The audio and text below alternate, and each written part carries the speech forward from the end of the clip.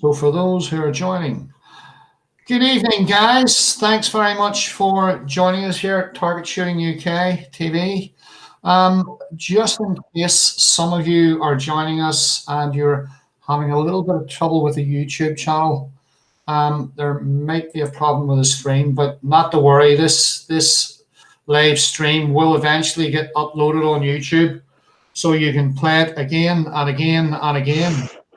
So anyway, hello everybody. Welcome to the stream. I'm Dave Lewis, and that fella to the other side of me is John X. Quite a lot of you know John already as one of the UK's worst practical shooters. Absolutely. I bring him on here, but he's here, and he's we're trying to help him, try and get him back on track. Appreciate the help. So we're doing these streams for a number of reasons, I think, and one of the main reason for the streams is to encourage the sport and push it in a very, very positive fashion, and that means encouraging clubs and members and shooters to get involved in interactive discussions and chats about all sorts of disciplines in the world of shooting. So it's not just practical shooting, it's target shooting, it's clay, it's 3-gun, 2-2, it's LBP, long barrel pistol shooting. It's every single types, and there's so many. I'm sure that all of you don't get involved with all of them, but I'm sure that many of you who are going to watch this are going to probably try and get involved with some of the disciplines that we're going to talk about, some of the types of shooting that we're going to talk about. But really it is there to just encourage everybody to have a very positive sort of outlook on the world of target shooting here in the UK. And we really are going to focus on what's going on here in the UK.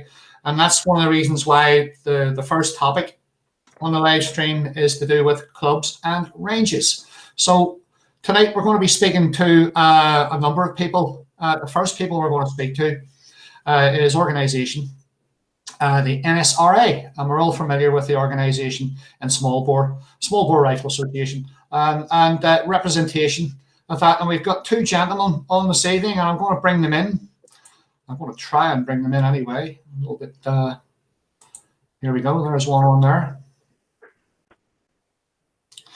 Good evening, Robert Dowling, and we have Mike Amstein from the NSRA. Both these gentlemen are obviously affiliated to their own clubs and what have you, but they're here to talk about small bore. And we're all here in a very sort of positive fashion, and the organisation has had, could say, a bit of a revamp in recent months and what have you. But we've brought Rob and Mike on today to talk about NSRA, what its plans are and where it's going and what have you. So start with you, Robert. Could you just tell us your position within the NSRA? And yeah, so I recently joined the NSRA Board of Management back in April last year, and also joined the Rifle Committee because although I'm passionate about all forms of shooting, I'm primarily a rifle shooter myself. So that's where I am there, and I'm hoping that the recent appointments to the Board of Management can help try and modernise the NSRA and help grow shooting and increase the number of people participating in this brilliant sport. And Mike, just switch over to you. What is your position? Yes, well, on Saturday at the Shooting Council, for my sins, I was elected as vice chairman. Not quite sure why, but I'm there now. I've been on the Board of Management for about 3 years now, and helping to drive some efficiency and effectiveness within the organisation. So I bring about 30 years worth of experience in project management. But I'm also, like Rob, very passionate about shooting. Again, I'm actually a target rifle shooter. I shoot 300 meters, as well as indoors and outdoors with 2.2. But I shoot air pistol competitively as well. And I shoot clay pigeons for fun. I never hit very many because being a target shooter, I always wait for the clays to stop. I mean, I know yourself, Rob. I know you haven't expressed anything about your shooting, but Rob, as some of you who don't know, Robert is one of the County of Sussex's top 2-2 prone shooters. He's competed. I've competed alongside him a few times, and don't get anywhere near him. But no, it's good to have you both on. So guys, look, let's just get right down to where you are in terms of what the organisation's doing to help clubs and ranges, because that's what we're here to talk about.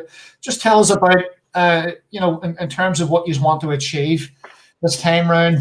What sort of things are you looking to achieve to help clubs and ranges? Well, as many people will know, the NSRA has a fantastic network of affiliated clubs, sort of around 800 or 900 clubs affiliated in NSRA across the length and breadth of the British Isles. So we really do have a very wide reach. As many of you will have seen, we launched a few surveys recently to try and get the feedback of not just members, but all shooters who care about the NSRA and small bore shooting, mainly to try and see what they want from an association to try and support them in their shooting. And we also asked clubs what they also want from us to try and help support them in doing what they do, which is the grassroots. Clubs are a second home to a lot of us. So it's really, really important that we as an association support them, because supporting them and providing them with the tools that they need will help the sport, definitely, because this really does rely on clubs putting in the effort and to try and improve recruitment, and we want to help them as much as we can by giving them the best tools possible to do that. So that's what we're hoping to do at the moment, is really understand what's going on. One thing we did glean from the survey, which was quite interesting, was working out how successful some clubs are at converting probationary members into full members. And there's quite a disparity. Some clubs really don't convert very many, sort of less than 10%, and other clubs are converting almost 100% of their probationary members into full members. So as we progress down this route, we're really going to try and speak to those successful clubs and see what they do, and hopefully share that information so that other clubs can adopt their techniques and hopefully convert more members, because that's what we need. We need strong clubs with lots of members. I think that's a good point, Rob, because I think what we've found from the survey is it's clear that there are a number of very small clubs. And I think from my own experience in my club at Altrincham in Manchester, is that the small clubs really don't survive very well, because about 10% of your club members end up being volunteers. So if you've only got a club of 30, you might only have 3 to 5 people that are willing to do the work. Whereas if you've got 300 or more, then you've got maybe potentially 30 or 40 people willing to help do the work. And I think we've noticed, Rob, that there are some very large clubs now, some clubs with over 500 members. Yes, I personally myself, I'm a member of 3 clubs. I'm a member of Fittleworth in Sussex, and Chichester also in Sussex, but Havant, which is only a few miles down the road from Chichester. That's a very large club with around 400 members. And it's the fantastic facilities that attract people in there. They've got a 50-meter, 100-yard range, an indoor 25-yard range, and a 10-meter air range as well. And they cater for all the disciplines. You can shoot your centre fire there, you can shoot black powder, 2-2 prone, 3P, air rifle, air pistol, gallery rifle, all of it. And having that fantastic range of facilities really makes I know people that travel over an hour.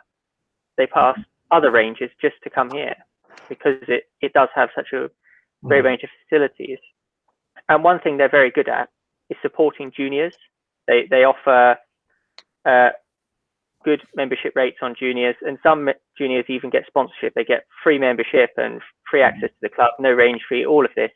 I think that's what we need to try and understand, is what do we need to do with as many clubs as we can to attract those juniors in and retain them. Because another one of my clubs, unfortunately, we get quite a few juniors come through the door, but keeping hold of them is the hard thing. And I started in the sport at 15, so know what it's like to be a junior going through this, and it is tough to be a junior in this sport. It's quite an expensive sport if you take it seriously, and I was personally quite fortunate to progress up the ranks quite quickly, go to national championships, get selected to shoot for Great Britain and things within a couple of years. But that was through some great support from good coaches within my club and the county as well. I mean, my first Bisley that I went to, Sussex County helped with that. They sponsored me a few pounds just to make the entry a bit cheaper, make it more doable, and that really helped. Having this good network of people around me, get lots of advice, and I think nowadays it's a little bit better in a way with social media, because a lot of people can just reach out for advice there. I know that British Shooting are trying to be a bit more active on that space. So the NSRA are as well. I think we need to really corner that, because it will help the juniors, because that's one of the places they turn to first. I mean, just going back to encouraging the juniors to get involved, Rob and Mike. I mean, what do you think we need to do to encourage more kids to get involved with target shooting in clubs? Do you think there's a lot more we can do, and what are you guys prepared to sort of look at doing? Well, we got Altrincham got involved with Trafford Council, actually, because they ran some holiday sessions, and I actually know the COO of Trafford Leisure, and she was very favourable towards the shooting club, because we invited her down to present some prizes to the scouts after one of their competitions. And I think this is an important point. Get your local MPs and local councillors involved, and show them that the shooting is actually very safe. Let them have a go, and you'll get them on side. And so Jo Sherratt was very good, and she actually invited us to run these holiday sessions, and we actually probably through six or seven sessions at local leisure centres put through about 200 to 300 young kids. We were a bit misled. We thought they were sort of going to be 11 upwards. They turned out to be 5 upwards. But we got 5-year-olds shooting, and actually 1 or 2 were quite amazing. Probably would be really natural shooters, shooting at air rifle target or air pistol targets with an air rifle with a scope at 10 meters. One 5-year-old who we were told was extremely badly behaved because he had ADHD. He was so focused when we got him on the range, and he was one of the best shooters. It was an interesting experience. And it's great that you can instill that in really, really young kids, because if they become interested at that age, it stays with them. Yeah, and encourages them to come back. And do you not think, as an organisation, as a representative body, you think is there ways that you can help the clubs do this? Help the clubs encourage juniors to come in by maybe doing something at maybe the Lord Roberts Centre, or encouraging clubs to come up? Well, one thing we've gleaned from this information in our survey so far is that a lot of people think the NSRA need to work more on outreach and changing some of the perceptions around shooting sports. Because I faced it myself when I said to my mum at 15, I'd like to go to the rifle club and start shooting. She was a bit like, oh no, guns, you don't want to get involved with that sort of thing. I mean, she probably still regrets that after having to spend so much money supporting me through it, but she's realised that it's a brilliant sport and has given me a great opportunity. So we need to put some effort into there, doing outreach projects, just helping people understand that shooting is very safe and it's a really good sport to help a lot of kids. And it's so accessible. You can have men, women, juniors, veterans, able-bodied people, disabled people, all competing on the same platform together against one another. And I think that's one of the real fantastic things about shooting, is that throughout all of the levels, starting off at a club all the way to, it's very, very, very inclusive. And one thing is, clubs need coaches, and juniors need to be getting coached. And that's where the NSRA is brilliant, because we run a lot of coaching schemes, club instructor courses and things, just to give clubs those tools to help them provide what the juniors and what all new shooters need. Anybody that comes into the sport, they need to be taught properly how to safely handle a rifle or any gun, and then the techniques that are required to get you hitting the middle. And with good coaches, it doesn't take too long. And that's, the NSRA do run some brilliant courses with the scouts a lot, and youth nutrition schemes. I think we just perhaps need to push those a little bit more and advertise that fact better, so that more clubs are taking up that. If more clubs get more coaches, they can sign up anybody they want at their club to come along, do an NSRA club coach course, club instructor course, or counties can get regional and county instructors as well, to help people progress once they maybe get a little bit above the club level. And I think it froze up and it is there a little bit. addictive. It's very, very addictive. I think, like, there's lots of ways we can encourage kids to get involved. And, I look at this realistically, and I think that, when I got back into shooting again, I looked at some small clubs and they really weren't promoting themselves very well. There was very few people involved in the clubs. I'm not going to say most of them were old men, but there didn't really seem to be there didn't seem to be any spark there from a sport that's difficult to push anyway. But I sort of thought to myself, well, why don't you create a Facebook page, that will accompany your website? And then you can think of different ways to advertise, where you can have a guest day or a day where you can invite people down for the evening and just try it out, or just come along and watch, and things like that. And I didn't find a lot of those clubs were doing that.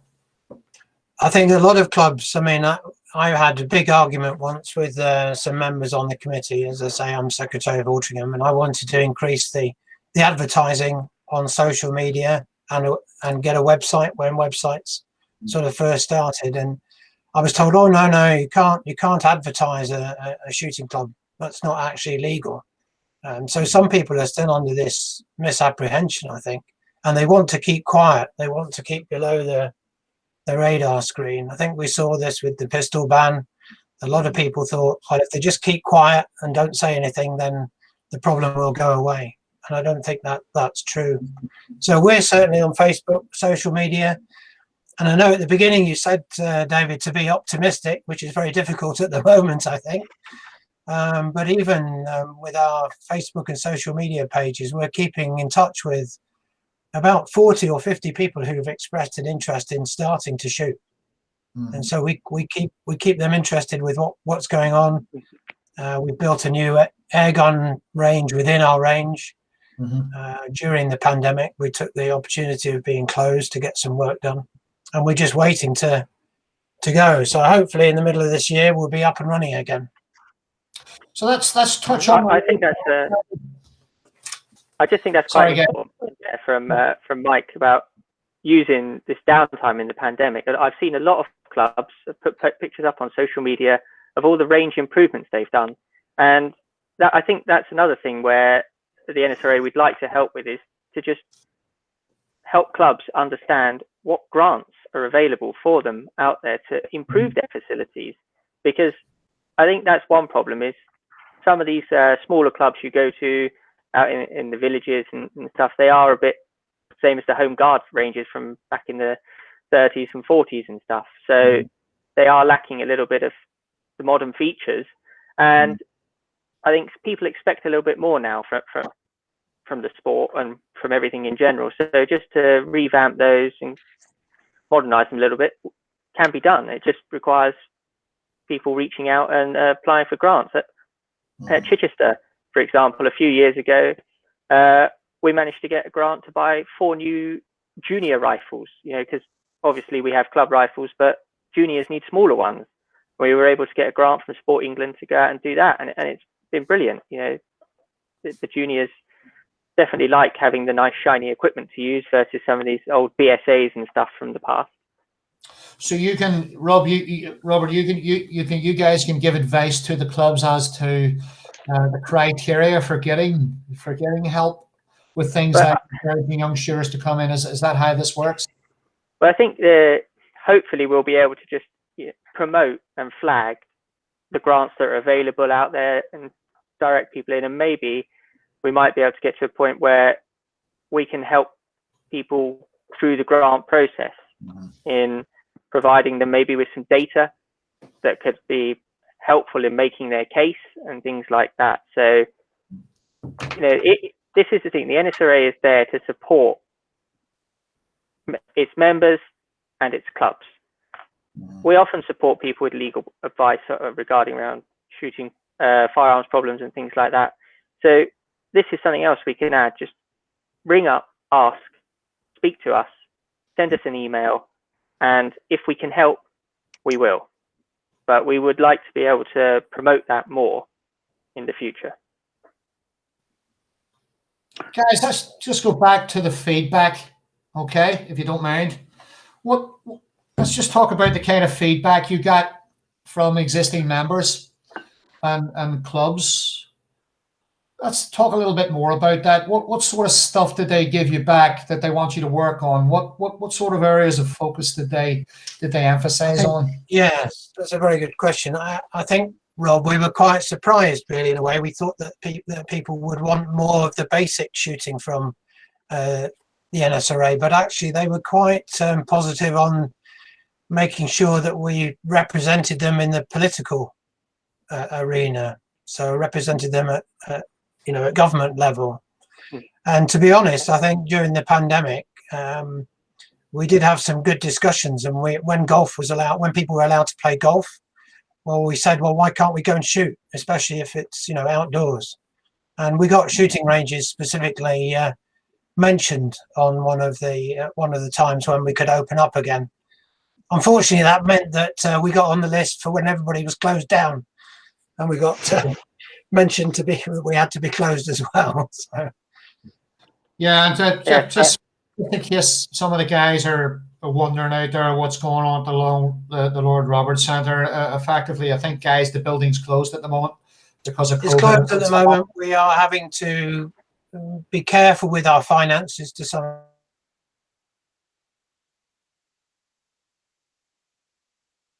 to make staff furloughed, and I think it's fair to say we've already lost one to redundancy, unfortunately.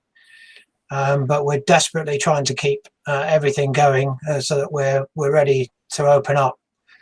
But as you can imagine, the Lord Roberts Centre is quite an expensive place to keep open during the day if only one or two people are turning up. But that's we really are.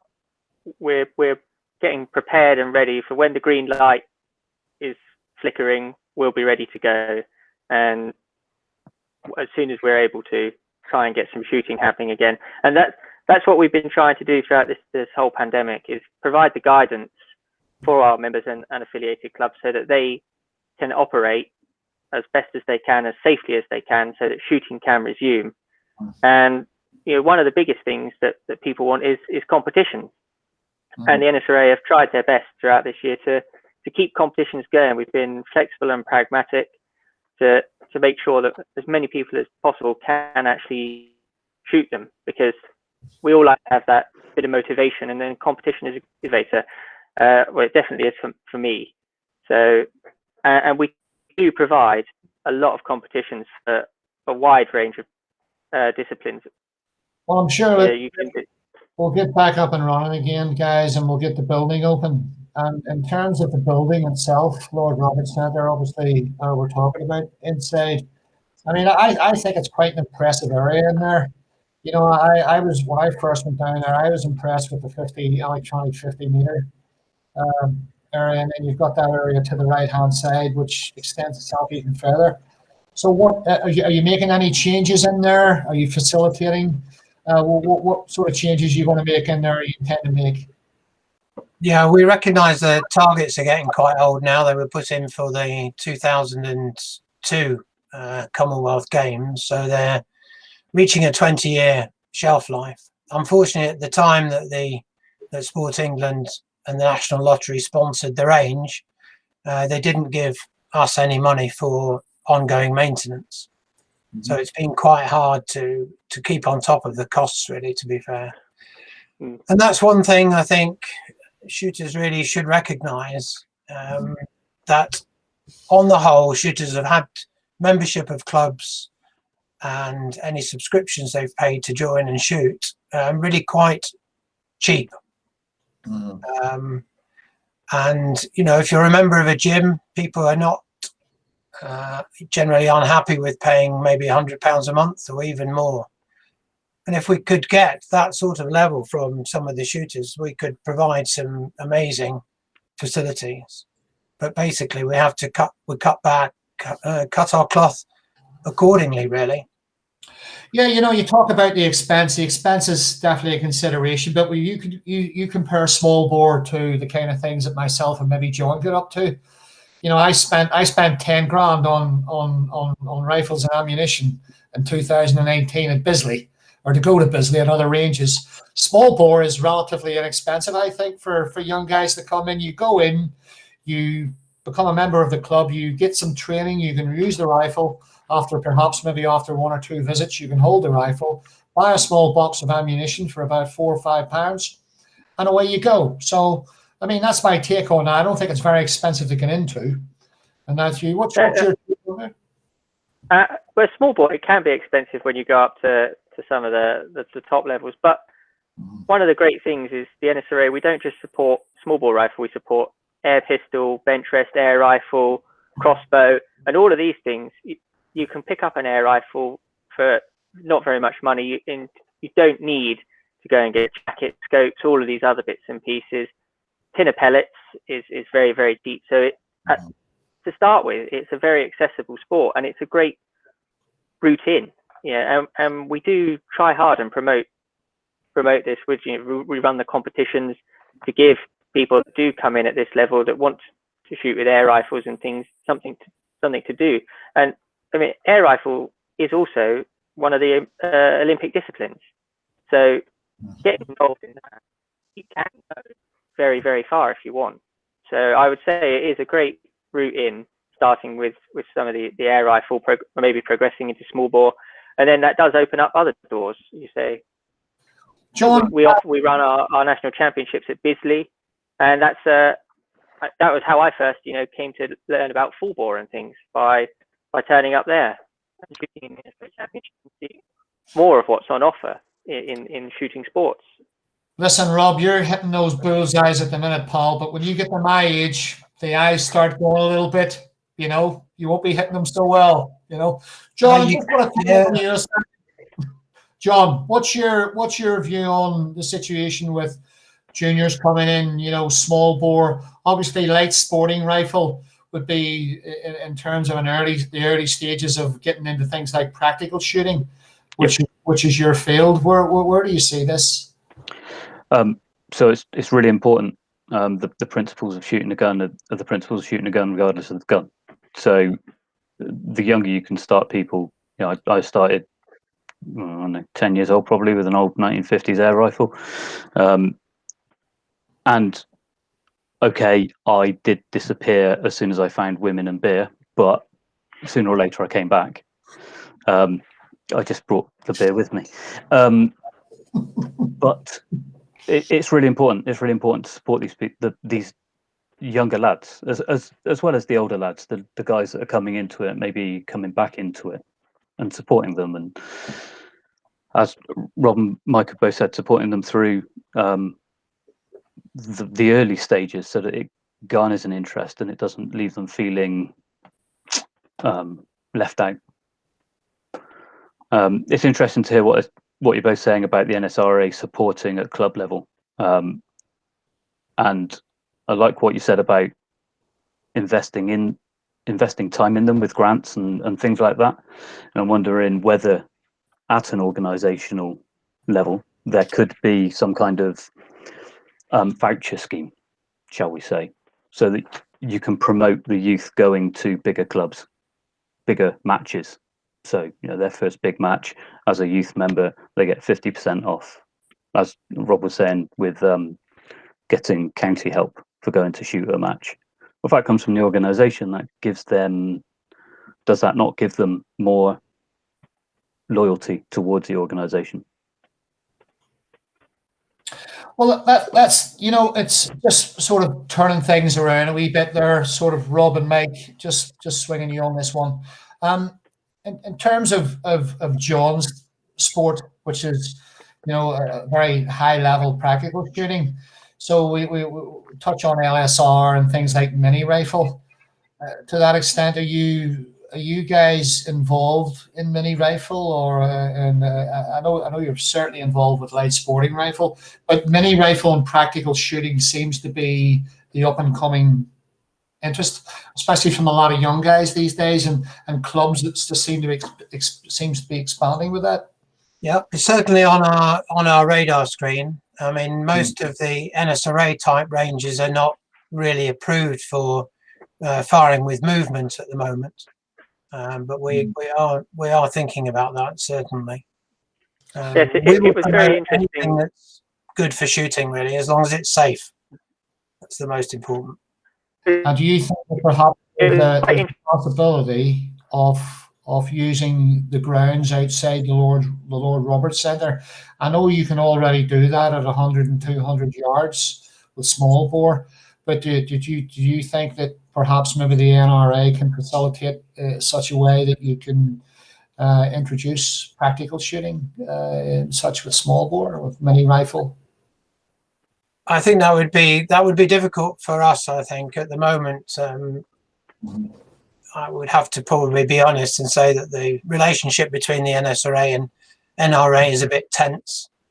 I don't really want to go into the politics of it, but it is difficult having two NGBs on one side, I think. Sounds like a bit like myself and the ex-wife. I'd rather not talk here, but that's okay. That's all right. We can resolve our differences as soon as the house is sold. Yeah. No, I think we're finding it's important to communicate, and we are holding regular meetings with the NRA and trying to build a more collaborative partnership. I think there is certainly a bit more of a landlord, and we're a bit of a tenant. There is a lot that can be said for the organisations working together on many things, because we all have a shared interest, and we do this already. On the political spectrum, lots of organisations, BASC, NSRA, NRA and stuff, have a seat on the British Shooting Sports Council, and we work together there to try and represent shooters in Westminster. And I'm sure a lot of you have seen the current firearms consultation that's gone out there and the work that all the national governing bodies have done to try and provide responses to that. And they were successful in some of their earlier work, such as preventing the ban on 50 caliber rifle, and all the organisations contributed to that. And it is important to use the power that we have as a whole group and cohort there to get a strong message across, and just defend our shooting rights. Yeah, and it's an area we need to improve in. We need to improve the communication and actually tell the membership more about what goes on in the background, because I think so often people don't realise the great efforts that we're putting in to lobby government. I see one of the questions actually on the chat is to do with sort of more informal target shooting as well, steel plate and things like that. I mean, that's interesting. We found in the survey, Rob, I don't know if you've got the figures to hand, but we did ask people what their aspirations were, whether they wanted to be a Commonwealth Games shooter or Olympic shooter or shoot for the county or the club. And we found that there were a great number of informal target shooters.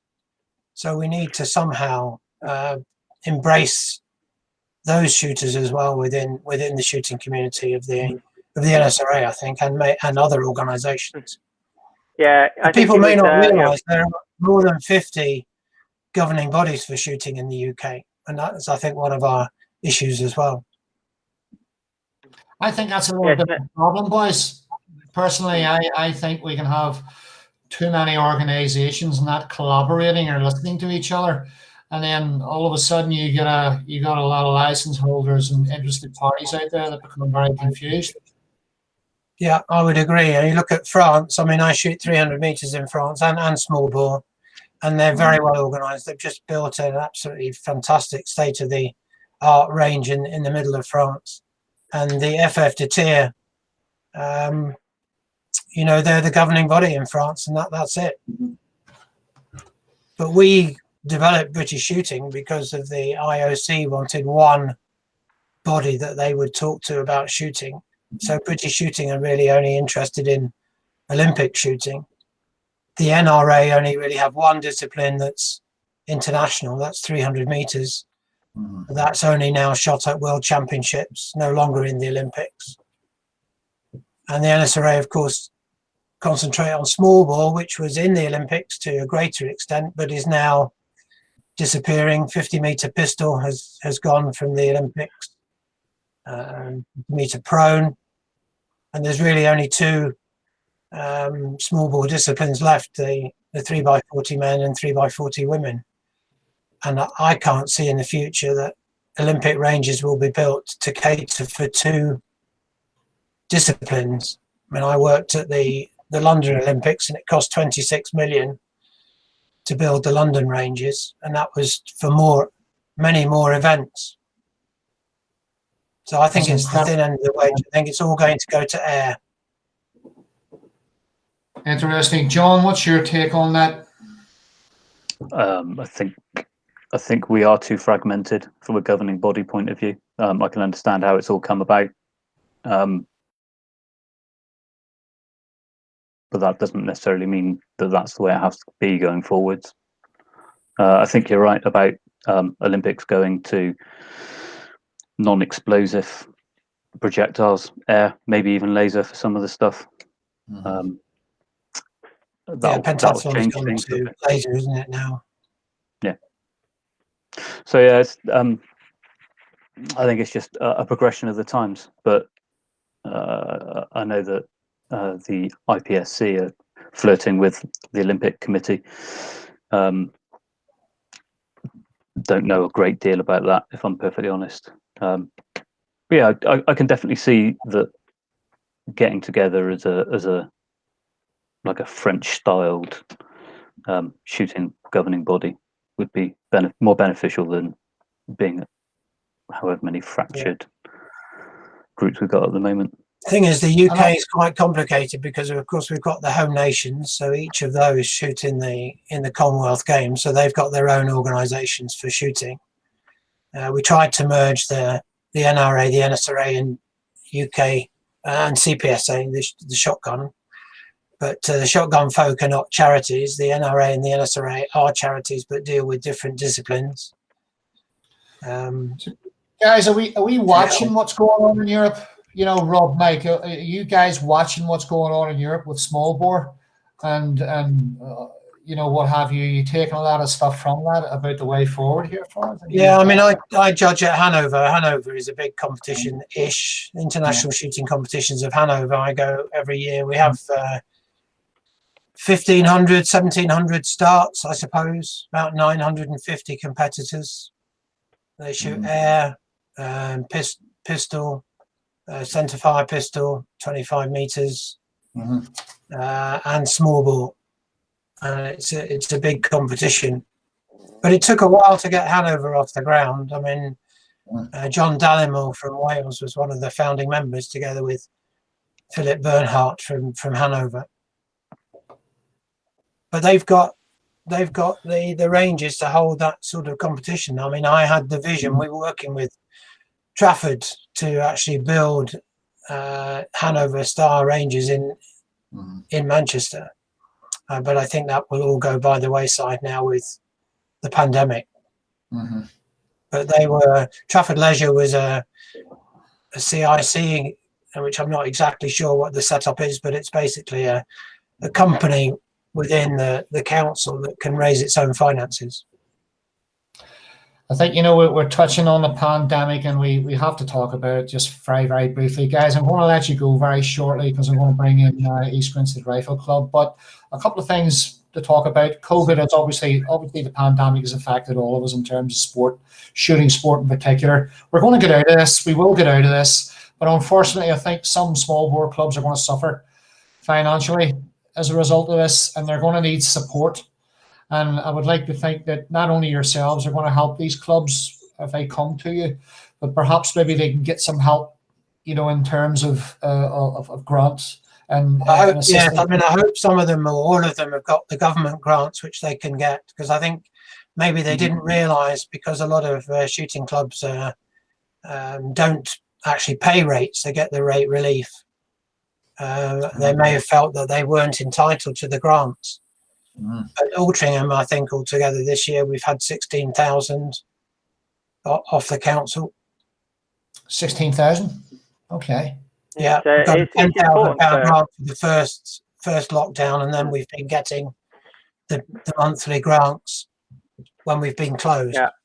So I think it's important for clubs that have financing from some of these grants to invest that money in the sport. And I know that like I said, there have been quite a few clubs out there that have put this money to good use, done some improvements and things. And many clubs have shown how good their leadership is, really, because they've been very innovative and have adapted. One of my clubs, Fittleworth, which has an indoor and an outdoor range, once we got hit by going into, I think, tier 3, where we really struggled with the indoor shooting given the setup there, we were able to put 25-yard firing points on our outdoor range, so that all of the members could still carry on with their short range shooting whilst we were allowed. And that even when we were in tier 4, I think we were still allowed to go out and shoot outdoors.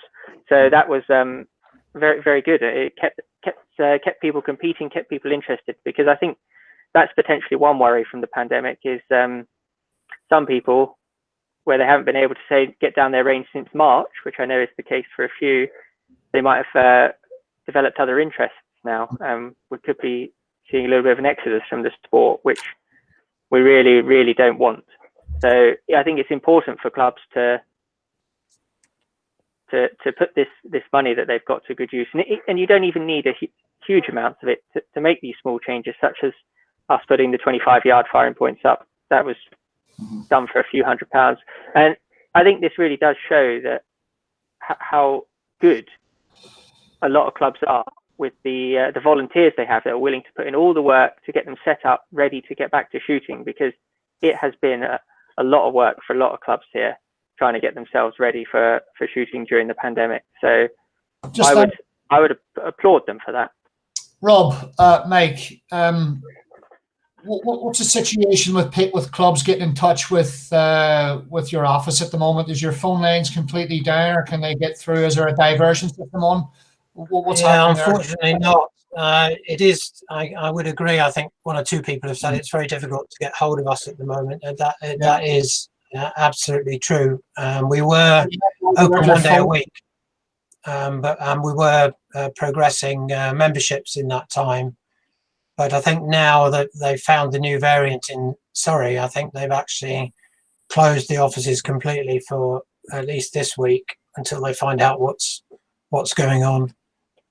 So all you're doing at the moment, you're just replying to emails as such at the moment? They're trying to reply to emails as fast as they can. Anybody that can find me on Facebook, more than welcome to contact me. I've been dealing with some of the sort of offline stuff. So at the moment, obviously because of COVID, the building's closed, so the phone lines are not diverted. So guys, if you need to get in touch with the NSRA, would you please get in touch with our Facebook page, send them a message. Is that right, guys? Send you a message? Yeah, they will answer. Their marketing manager is very good, and he's monitoring the Facebook page, certainly. It's quite a good way. That's monitored 24/7, and we'll often reply to that quite quickly. So if you can't get in touch via the traditional means, that's definitely one way to go. Okay. Guys, just before I let you go, it's good information there. You've given the clubs. I think it's important at the moment to assist the clubs, especially through these times. So hopefully, maybe some of the clubs that have want to get in touch will send you messages. Just touching on the magazine before we go. Are you making any changes in the magazine? I presume the magazine's still going. Yes, it's now called On Target. It was called The Rifleman. We wanted to be on target to embrace more of the disciplines rather than just be rifle. Okay. Have you had much feedback on the magazine on how you should change it or what you should do? Well, we've just moved to a new publisher, and we hope that the new look it looks better, I think, than it did in the old days. Certainly, there's the latest version. We are always asking for copy, but despite those requests, we get very little input, unfortunately. So that's another area we're struggling. We'll put editorial in there and it'll skyrocket. Yep. Please give us any copy you like about any form of shooting. We're more than happy to promote it. Get that coach back. Get that coach back. The guy who's doing all he's retired, hasn't he? He was great.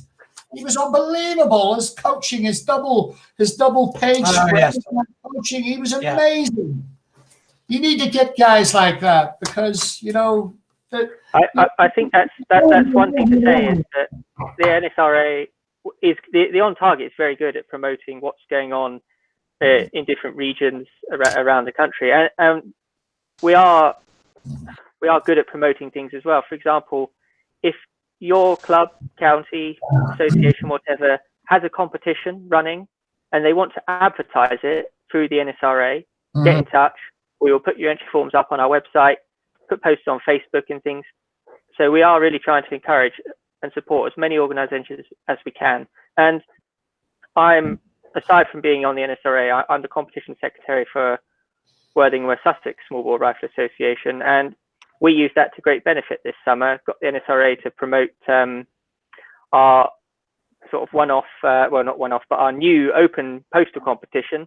And we had entries from all over the country. We normally just get local entries, but we were getting people from Scotland and Wales, up in the north and up in down in the southwest. It was brilliant, and that was all thanks really to the NSRA putting that out there and giving us that reach. So I would encourage anybody that wants stuff promoted about their competitions or their club, get in touch, and we will share it and get it out there. Guys, look, listen, I'm going to let you go now because we're running a wee bit behind, but thanks very much for joining us. It sounds to me like the NSRA are trying to get back on target. No, that sounds a bit silly, but I'm pretty well. And I would suggest that you consider maybe diverting your phone line to each of you on a collaborative basis to maybe. I think that would be a very encouraging thing personally. But guys, good luck with everything that's coming ahead and everything that you plan on doing. I know we're in a bad place at the moment, but I'm sure when we all get up and running again, we're all going to try our best to do what we can do for the clubs. And I'm sure, I know you too, and I know you'll do your best to turn things around and get the things back to normal again. Okay, that's great. Thanks very much for having us. Yeah, thank you very much. Thanks for joining us. Cheers, Right, guys. okay. Now we're going to bring in, guys. We're going to bring in. We're running a little bit late, bringing in some of the clubs. These things happen. It's just the way it is. We've lost the YouTube stream. So apologies to some of you who were watching on YouTube. That seems to have disappeared for some reason. I don't know why. I will have to look into that. But we're a fairly new setup here with TV on YouTube, and this will get uploaded on YouTube, and you can watch it over and over again. You can put your headphones on, and it might even help you get to sleep. I don't know. Anyway, we're going to bring in East Grinstead Target Shooting Club. I'm staying on the subject of small bore. Okay, we're going to bring in these two guys. They're coming in a second. Hello, just below me. Good evening. Mike, nice to see you. We've got David White to the other side. both these gentlemen are representatives of East Grinstead Rifle Club. And Mike, I believe you are the secretary. Is that correct? I got that right? Close. Treasurer. But Mike is the treasurer. It doesn't matter. It doesn't matter as long as you say the right things. treasurer, coach, whatever, scat operator. I want to get on to that. Don't build yourself up too high before I talk about it. All right. David, thanks for joining us as well. David is also involved with the club very heavily in terms of coaching and managing the club. And Dave is also one of the county's top shooters too. You know, I'm sick watching him hitting those bullseyes. Oh, incredible. But I'll tell you what it is. I'll tell you what it is with this club. I'm just taking the other guys off the screen. Is that, you know, the club was based in East Grinstead, which is in Sussex. It's very close to Gatwick Airport. And a lot of its members travel from very long distances to come to the club. And, you know, for me, it's one of the best small bore clubs in one or two counties. You know, and it provides, as I say, it has some of its members are some of the top shooters in the county of Sussex, which is nice because it's pretty much interactive when you go there as a guest. I've been there as a guest. I'm now a member. I've been to its coaching days. You know, when these guys put you up on a table and show you how to hold the rifle, talk about the trigger finger a little bit, talk about your breathing and all the rest of it. It's all very helpful being encouraged and being coached by some of the best in the county, you know. So I suppose, you know, the range is obviously 25, 50 and 100 yards, outdoor, indoor. There's indoor pistol. Yeah, there's an ear range inside for pistol and rifle. For our rifles also inside, you know, and it really has a lot to offer. And I think it's very encouraging. It can encourage a lot of other clubs to do. So let's talk about the club a little bit. Mike, we'll start with you. Let's go back to the beginning. How long's the club been running, and how far has it got? How far has it gone? Blimey, potted history. We started in 1945 when, like a lot of people, they were demobbed from the army and wanted something to do. So they set up a rifle club, which was Felbridge Home Guard Rifle Club at the time. They were in Hobbs Barracks, just to the north of East Grinstead, in the army barracks. That lasted for a couple of years before a new army unit got put in, and that ousted us. We then became Felbridge and District Rifle Club, moved down to Imberhorn, just north of the town, having bought a bit of land, built a clubhouse. Typical sort of wooden Nissen hut clubhouse, sort of 4-point range. That blew down in a gale one day, so we built it again. And then they developed Imberhorn for an industrial estate. So we sold off the land, made a lot of money, and that paid for the clubhouse that we now have down in East Court Park, just near the middle of East Grinstead. What membership numbers are we talking? How many members is the club? About 65 before we went into COVID. Haven't got a clue now because everybody's hunkered down and, you know, not opening the front doors and all the rest of it. But yeah, we were about 65, so there's a reasonable number. And why do you think it is? I mean, I'll ask you this as well, David, in a second. Why do you think it is that the club has encouraged some of the best shooters to come along? Oh God, yeah, lots of things. I think some time ago, like probably about 15 years, perhaps a bit longer. I was the only qualified instructor in the club, so every time I went down for the evening, I got lumbered, if that's the right word, with, "Oh, Mike, can you set up this new shooter?" So I spent my entire life down the club looking after new people, which is fine because you're getting new people into the sport. But I didn't have an awful lot of time to shoot myself. And we sat down one day in committee and said, well, what are we going to do about it? You know, NSRA run club instructor courses, club coach courses, which is the next step up. I can't remember how much they were. It was a fair bit of money at the time, but we said, well, we're here as a club to promote shooting. So let's get on with it. Hands up all those that want to become a club coach. Put your hand up. And 4 more people put their hand up. So we went from no club coaches to 5 club coaches in a short space of time. Because there were 5 on us, the NSRA sent a chap down to us for the weekend and trained us over the weekend. And you learn so much being a club coach rather than just an instructor. An instructor tells you how to fit somebody up and get them started, thick end in the shoulder, thin end down the range, all that sort of stuff. But once you've got them set, so about the second session, they're in a jacket, they're in a sling, they got a rifle, they're stable, and hopefully they're hitting the black. And then you can't see anything else. You don't know what's going on inside their head. You don't know what's going on inside. You can't see what's going on inside. And being a club coach helps you to start to tease that out and find ways of helping them develop their technique. David, did you come into the club at this time during this process that Mike's just talking about? Did you become a part of the club at that stage? Oh, we've lost your volume, huh? Dave, we've lost your volume. Oh, no. Hello? Yeah, we've lost. Guys, can you hear David? John, Say can you something. hear David? Oh, No. say again. Dave, we can't hear you. Do you want to go out and come back in again? And we'll try it again, shall we? Your volume's gone, so pop out and come back. Pop back in again. That's all right. No, we'll carry on as we were. No, it's very encouraging because a lot of good clubs build themselves up that way, Mike, over a process. Yeah. It's exactly what you just expressed there. Is very, very important information because that's the type of thing that encourages people to get involved. But it gives you the confidence to deal with new shooters and to help them to progress beyond just the basic shooting.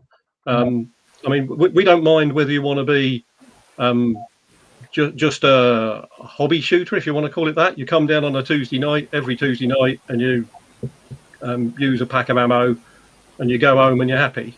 We don't mind if that's all you want to do. But if you want to progress, being a club coach and qualified, you can help people progress further and develop more. And over the course of years, I mean, I've been a member of the club for about 40 years now. We've had various people come in as juniors and progress through to Commonwealth and Olympic status. And for me, that's what it's all about. Yes, as a club, we shoot on a day-to-day basis. We all enjoy it to our own level. But where we can, we're here to promote shooting, and we'll promote. We've had people that are members, once they start seriously considering international shooting, we'll effectively give them a set of club keys.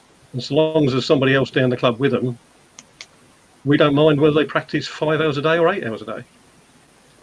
That's good to know. I'll collect my keys next week, okay? Yeah, can you Yeah, but you're not international level, are you? Oh, I might be. Just put a bit older. Don't discriminate me. Well, I've seen you shoot. David, can we hear? We can't hear you. We can't hear David. That's terrible. We were all right on the check earlier. I don't know what's going on there, Dave. Let's see if we can fiddle around with this a little bit. David, can you hear us all right? Yeah, no, that's no good. Dave, try and come back in again and speak as soon as you join the stream. See if we can do something with that. You haven't touched your microphone, have you? Okay, no, we can't hear you. So just come back in again, Dave. We'll give it another roll, okay? Terrible. I don't know. These boys at East Grinstead, they can shoot, but when it comes to social media, they can't even fix their camera. Is it the mute button at the bottom? Yeah, there's. I haven't muted him, but no, there's. He's off the mute. Sometimes when people join the streams, it affects their camera and their microphone. I think that tends to be a wee bit of problem. Anyway, we'll have to carry on regardless because sooner or later we'll just run out of time. But it'd be good to get Dave on because he's such a bloody good coach and mentor. For young guys, it's unbelievable. But yeah. So anyway, let's just carry on, Mike. Just to wait for David to come back on Yeah. again.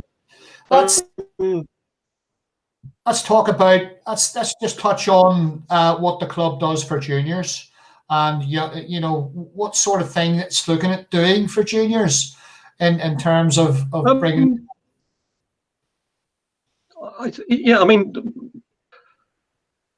we don't do anything different with juniors than we do with anybody else, other than obviously we're DBS checked and all the rest of it.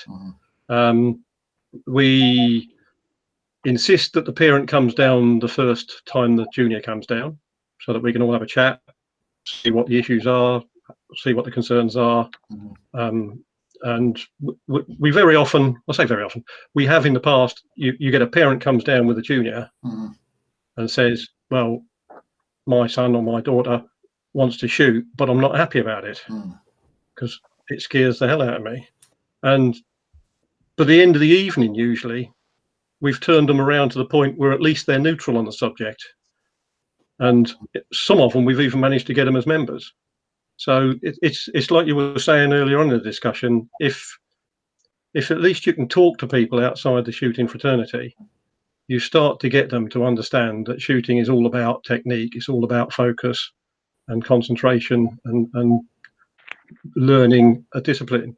We do Duke of Edinburgh schemes for juniors on a fairly regular basis. And it's the same thing. A lot of them come in with very short attention spans.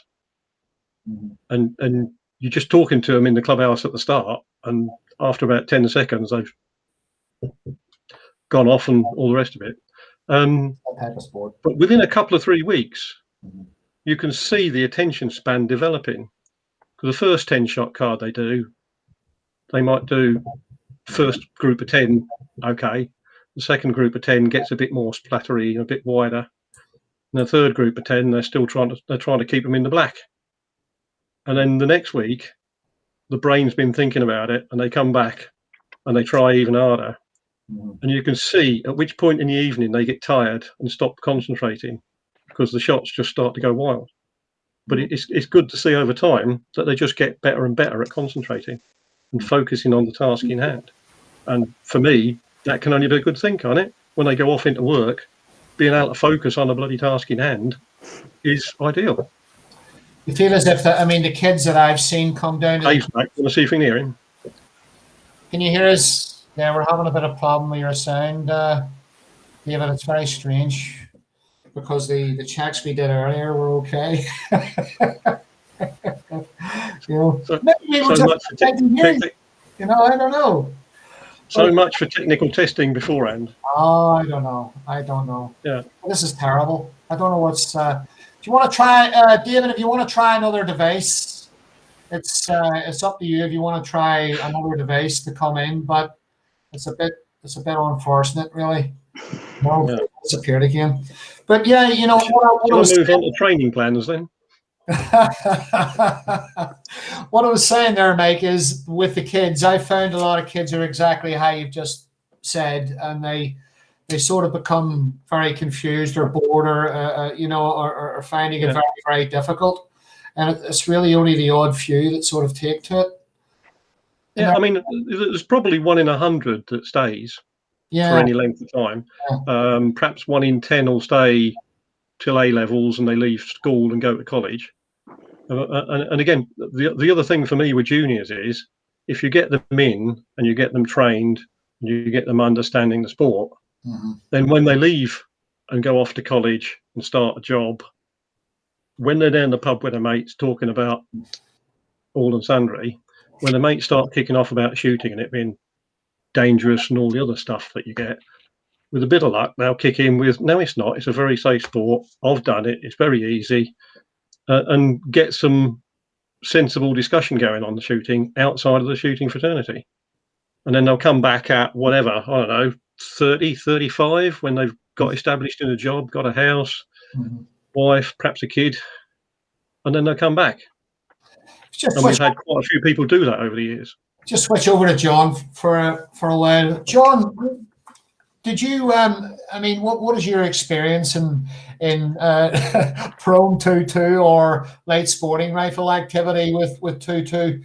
I know I'm not sure you did a lot of it, but did you get involved much with that or clubs to that? I did 1 or 2 sessions at my local club, but I was already down the practical shooting route by then, so my attention was focused elsewhere. And I definitely appreciate the techniques that are required for the sport, the consistency and the attention to detail and all of that.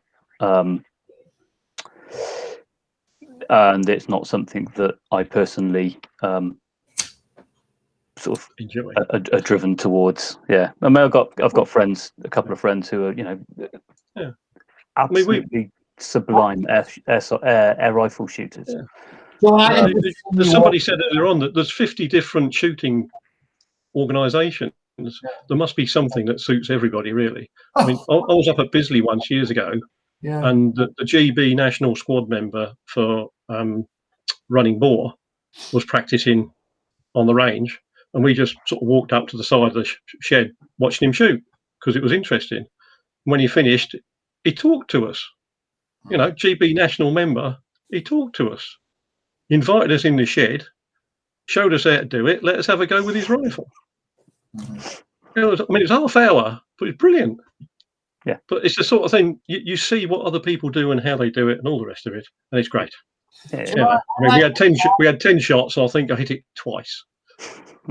I reckon if John walked into a small bore rifle club and picked up an LSR, just something like an old 10-22, you know, I reckon it just hit the bull all the time, you know. Yeah. Because that maybe you know, the practical shooting. So I mean, a lot of guys, John, who perhaps maybe got into practical shooting, maybe would have taken the LSR route through small bore and then extended at that point. You know, found themselves to be, because LSR is quite a difficult. It's quite a difficult discipline. You know, when you're holding a rifle, when you're standing up and hitting the target. Absolutely. Yeah. You know, Can I just answer the question in the chat line? Yeah, go ahead. Yeah, they're saying, do we just promote small bore target disciplines? Yeah, I mean, we're limited in as much as we're a fairly small size of building. We do 2-2 prone. We can't do kneeling and standing for 2-2 because we only got a half height range, and I won't go into the reasons for that. We've got a small air weapons range for rifle and pistol. And we've got outdoor 50 and 100 at 2-2. So over the years, when we get that one person that wants to do international and do the training, then we find ways of getting them to do standing and kneeling within the range facilities we got. But it's not something that we can do for everybody. And I'm going to talk about, Mike, I'm just going to touch on coaching again, okay? Because it's a very big thing. It's huge, yeah. The club, and I think one of the reasons why the coaching program at East Grinstead, just for the guys at home, just for your information, East Grinstead Rifle Club, usually when we get back to normal, I have a once a month SCATS coaching day. This is the SCATS system, which, Mike, can you tell us a little bit about that? It's an electronic training system. You've got a software that goes on a laptop, and a sensor that goes on the rifle, and a target. It's in the kitchen of the clubhouse, actually, in our case, but it's about 10 meters away. We put you up on the pool table so you're high enough that we can see what you're doing, and then you can see over the counter in the kitchen to see the target. But the sensor feeds back into the software, and the software tells you everything, pretty much. Tiny but the only thing it don't tell you is your inside leg measurement, breathing, trigger, everything. Yeah, you ask people what they're doing, and they'll tell you, "Yeah, I'm doing that," and you look at the scat trace, and they're not. You know, so it tells you, you can see them breathing in and out, stopping at the right place. You can see when they start pushing it onto the target. There's all sorts of things, and then everything's measured, so you get all the metrics. So it'll tell you obviously the basics of the score, whether it's a 2.7 or a 10.7, all this sort of stuff. How long you take between shots, how fast the muzzle's moving in the X and Y plane, all sorts of stuff. There's a whole raft of stuff that if you get serious about shooting, it will tell you pretty much everything you need to know about your shooting technique so that you can develop it and get it better. Whether you're not For us as a coach at a club level, it's really just showing us that the person's doing what we're telling them to do in terms of breathing in and out, moving your elbow forward a fraction to move left, all this sort of stuff. And I think, just following on from that there, Meg, it's very, very important during the course of all of this coaching that the guys are interacting with each other. So that's the other thing about the Eastman is that, yourself and David, I'm going to try and bring David back in again, actually. David, can you hear me now? All right, I'll bring you back in again. Thank God for that. That's all I can say. Right. Now, David, we were just following up on coaching. We were talking about the SCAT system, the pool table, the kitchen. The SCAT system, by the way, guys, is available. You can buy this system online. You can hook it up not just in the inside of the rifle club. You can actually put it down on the ranges as well, I believe, Mike. Is that correct? Yeah, you can do. I mean, we do dry fire in the clubhouse for coaching so that we can set people up, sort them out, and see how they're doing, and make sure the techniques. Basic techniques are okay, but we also do live fire in the indoor range as well, so that you can get the recoil as well. And just staying with coaching, I think talking about the interaction again in the club, it's great to have. The club has not only got some of the county's top shooters, but they're there nearly every weekend, and they're there through the week, and it's very encouraging to know that there's a lot of new members coming in and they can ask questions. I remember seeing many of the weekends that I came over, many would come up to yourself and come up to David and talk about where they're going wrong. They're sick to death at looking at David's bullseyes, and wondering, why can't I do this? Why can't I do this? So David, just going over to you, how important do you think it is, the interaction, Dave, between yourselves and new members and new shooters? How important is that in a club? I think it's absolutely vital. So I joined the club 7 years ago. I actually joined with my son, Charles, who was then just 14. And I had shot as a junior, and then there was a large gap. He had shot an air rifle. We both needed some coaching. What I just couldn't believe about the club was the attitude of the members and coaches there just to help us. Now, I'm the sort of person that asks questions anyway, but Charles, he was a 14-year-old boy, not really wanting to be that vocal, but he was just assisted all the way by various members and coaches. And I think there's just something about the attitude in the club that allowed us to progress, but it also then meant we adopted the same attitudes once we got good. So, I mean, Charles is junior champion for 4 years at Sussex now. So he's got very, very good. But he now is considering dispensing, that advice out to, anybody, whereas he just wouldn't have said anything before. And I actually managed to go on an instructor's course. The coach course wasn't available, but I have adopted the same that Mike's described. So I would just willingly help anybody because I just know that it helped me. And I've been to other clubs, and you tend to get sort of echelons of shooters. You have people who join together, sort of stick together, and then people who have made it all the way to the top sort of stick together. And you never really get that cross interaction between shooters. At East Grinstead, we thoroughly encourage it. So we make time, and the results are on the average ladder on the wall. You've seen it, Dave. You go in there, and when I first joined, there were a couple of people above 97 average, and I think it's got to 8 or 10 now. I was on that wall with 97. There was three or four people like Dave, Malcolm, Trevor, and one or two others who just started feeding off each other at the top of the ladder, and the averages just went up right up to the top. You know, it was amazing to see it over a period of a year or so, as these 4 or 5 top shooters just really started hitting off each other and just feeding in and making it even better for each of them.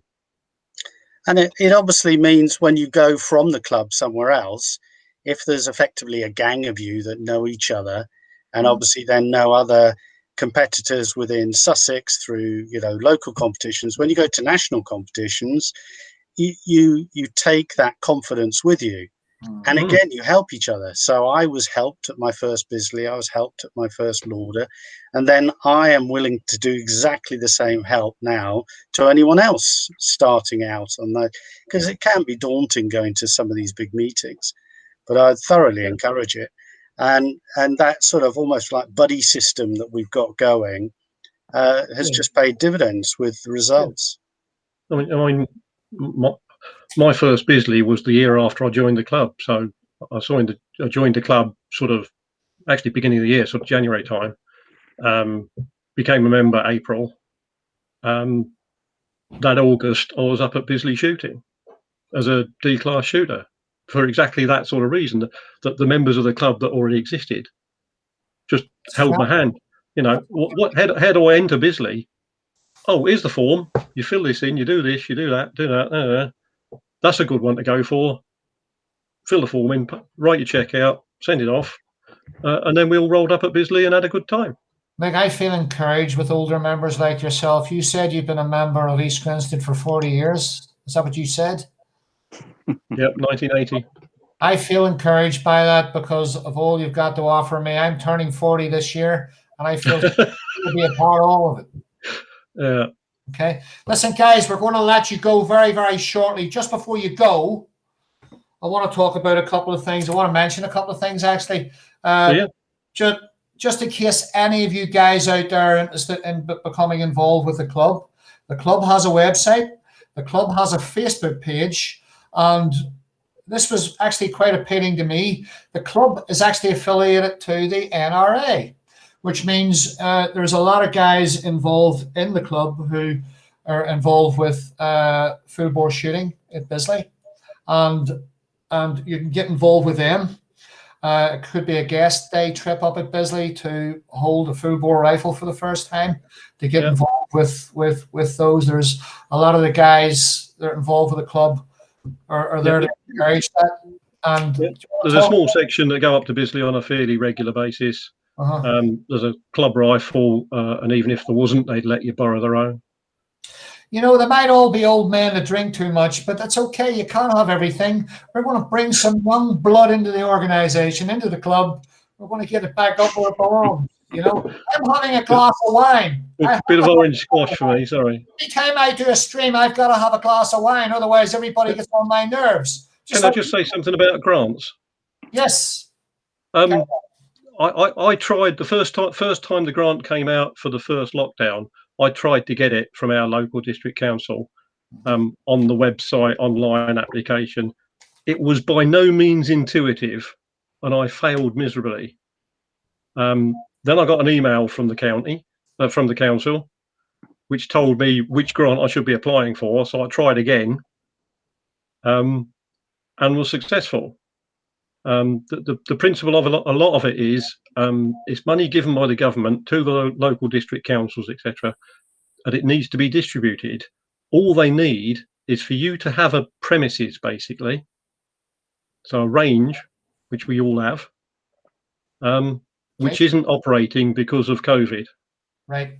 And a lot of these grants are mandatory, which means if you put your application in with the back, and they need some basic backup information in terms of accounts and other stuff to prove that you are who you say you are, basically, and it's not a fraud.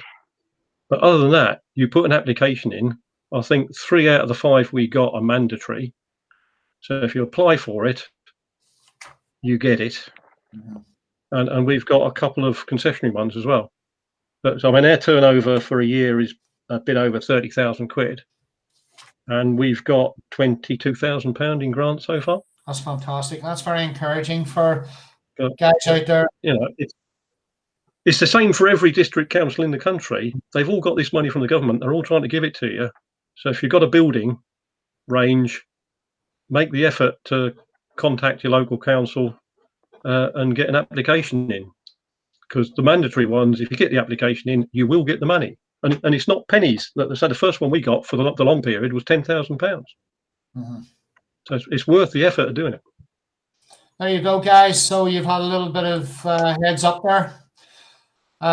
Get on it. If you haven't already looked into it, just get on it and make inquiries about it. It's there. It's there to help. And I think a lot of small bore clubs, ranges need that help. Yeah. But just before we're actually getting more money in the per day payment is something like £47. £47 that you get for these grants. £47 a day. So if you're closed for a week, you get 7 times £47. Fantastic. That's very, very helpful. That's good, isn't it? Yes, it is. It's very, very That's helpful. good, isn't it? Right, just before I cut you off, I want to just mention to the guys who are listening how to get in touch with East Grinstead Rifle Club. You've obviously got a website, guys. You've got the Facebook page. They just need to, if they want to get involved or come down on a guest day or a training day, you don't have to be a member of this club, guys. If you're an FAC holder, you can come along with your rifle as a guest and pay the day fee, I believe, a guest fee. Yep. You shoot. You can participate in the coaching days, which are usually monthly. The SCAT system and the coaching days will be advertised on Facebook when we do them. They're free to members. I can't remember what it is, £10 or £15 a head to non-members. Mm-hmm. But you not only get an hour or so one-on-one with a club coach, but you're there for the rest of the day, hearing exactly what we're telling everybody else as well. And it's interesting because we hosted the regional rifle training squad one weekend, and the regional coaches were telling the regional squad exactly the same as we were telling our members as a club coach on how to do it and what the technique is, and this is what you do and this is how you do it. And one or two members were obviously sort of sidling up to overhear what was happening in the regional squad. Mm-hmm. And the next evening when they came down, they were going, they were saying exactly the same as you've been telling us. And then they started listening more. David, what would you say to prospective youth club members or young guys interested in coming into the club? What would you say to them to encourage them to get involved with target shooting in the club? Well, as you probably heard, we do both air rifle discipline and small bore, indoor and outdoor for small bore. The club attitude is just so helpful. There's evenings during the week and then weekends. It's so easy to get that sort of taster session and see whether it's going to be something for you or not. We tend to get juniors through things like Scouts and other junior organizations. But we also get people coming in from, literally all walks of life, all ages, and we can accommodate them all. And it's just the attitude and the helpfulness that you get from the club that's so encouraging. And then if it is a sport for you, then that's great. And we find that the discipline of shooting, albeit we practice air rifle and small bore, applies to right across any shooting discipline. Once you really get your head around the mechanics of shooting, using the brain to concentrate and learn the art of repeating, it's just so beneficial. So you don't actually have to stick with the single discipline. You can branch off. But as a place to start, I would thoroughly recommend it.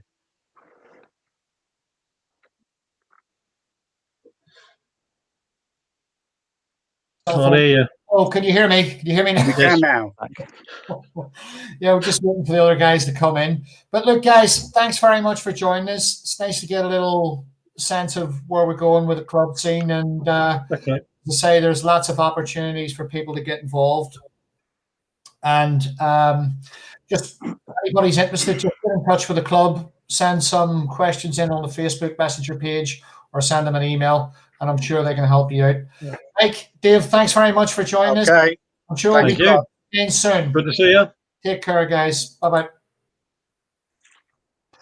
Well, there we go, John. We've had a little taste of small bore. And, Indeed. you know, I had to get rid of the pair of them. I don't know about you, but they were getting on my nerves a wee bit. But we're just waiting for James to join us.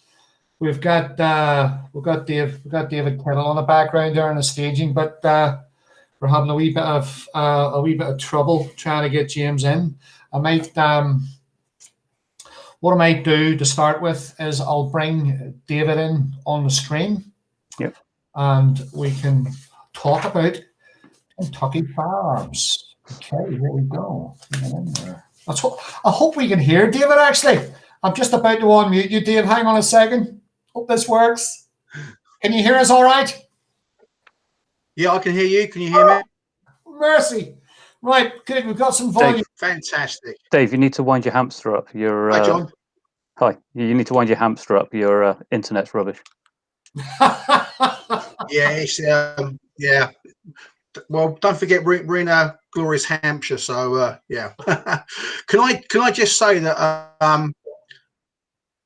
the NSRA guys were on earlier. I've got a genuine offer to the NSRA. I will pay the Lord Roberts Centre or any NSRA range that's in my area £1,000 a day if I can come down there and set up Steel Challenge, which isn't running and gunning, it's just rounds down range. Let's just start off on a positive. There you go. There you go. Genuine offer. Email me at Kentucky Firearms Club. But no, it's nice to put something on the table, David. You know, I think that goes in there. Well, I'm just sharing the love and sharing the money. So let's see. David, your stream is pretty bad. I don't know why. Are you on a tablet or a phone? Are you on the computer? No, it's a pad. That's all I got. It's a pad. So quite all right. That's okay. That's all right. We'll roll with that one. So anyway, look, for some of the guys who actually don't know who you are, David, would you just please just give us a rundown? You know, we know you're David Kittle. We know you're affiliated to Kentucky Firearms, KFC, in the world of practical shooting. Tell us a little bit about that, how you get involved with KFC and where it all started.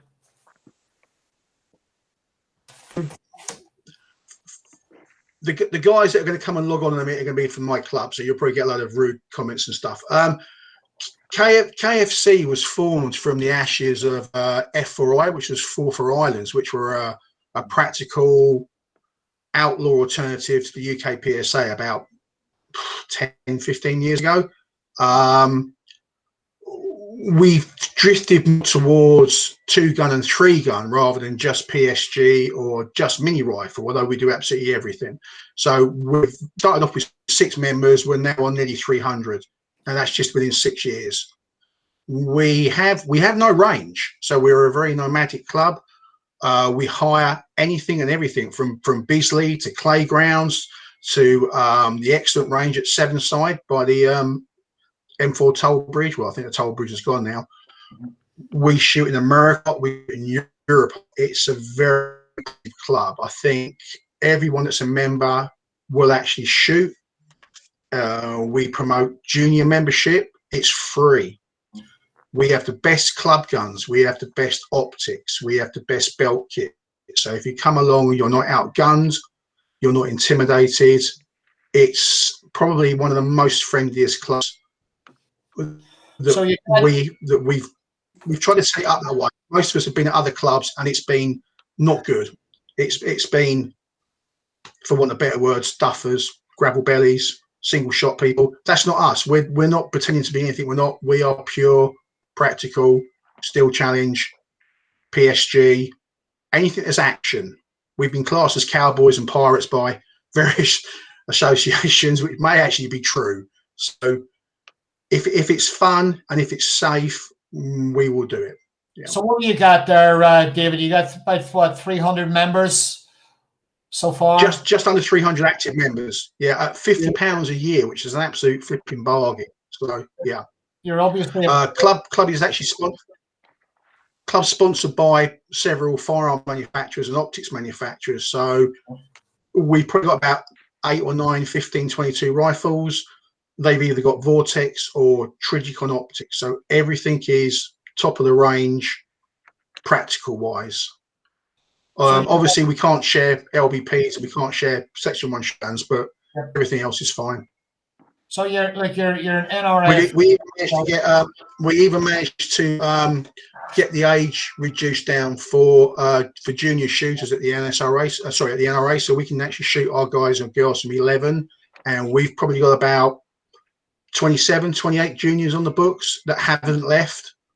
Some of them are actually now world-class shooters in various disciplines. Tegan Hart, particularly, started off doing practical. She's now one of the top lady clay shooters, still does practical. And she started shooting them with us when she was 11. So we have shooters of all abilities. We have some of the best shooters. We have some of the poorest shooters, and I'll include myself in that. We cater for everybody. We don't give a rat's. Just come and shoot. So what about you're obviously affiliated to the NRA. So as a shooting club, you can go. We're an NRA club. Your activity. Tell us about your activity at Bisley. How often do you go there, and what sort of groups and what sort of in there? Okay, well, I'd like to go to Bisley a lot, but they keep cancelling our bookings. We use But Zero a lot. Saturdays and Sundays, we'll take whatever bookings we can get. So we will shoot Steel Challenge and have 150 people waiting to queue up to shoot. Mm-hmm. We'll shoot 2-gun, which is a 2.2 LBP or a 2.2 rifle, and then we'll shoot 3-gun, which is rifle, pistol, and shotgun. We tend to do 2 club events a month. We just can't get enough range time at Bisley, so we've started using a lot of clay grounds for practical shotgun, and they love the money. So we pay a very, very good fee. We learnt that you have to pay if you want to go somewhere, and everything we do is full. Every match we do is full. Every event is full. So much so that we're actually looking now to move into our own range, which will be outstanding. So there'll be an awful lot of stuff going on, and it'll be local to most of the people between the M3 and the M4. And what are the let's talk about the membership. Dave, what do guys get for their membership? Well, basically, you get like any NRA club, you get your insurance while you're shooting. You then get access to all of our matches. We actually charge a fee for our matches. We decided a long time ago that we'd keep the membership fee as low as possible, and we'd actually charge for the matches because we're hiring ranges and stuff. We have to pay quite a high fee to actually use facilities. We found this is the fairest way because some people want to shoot all the time. Some people just want to shoot 2 or 3 times a year just to keep their membership in. So we're pretty easy. We do insist on training programs. We do a very basic, well, not really basic. We do a club training program when you're a new member, regardless of whether you've got an FAC or not. You have to pass the club training, and that's in all disciplines. And then we encourage people to go and do the UK PSA safety course rather than the NRA safety course. We consider the content for the UK PSA safety course far superior, even though we're an NRA club. So, but I can say that because that's honestly what we've decided club. So, yeah.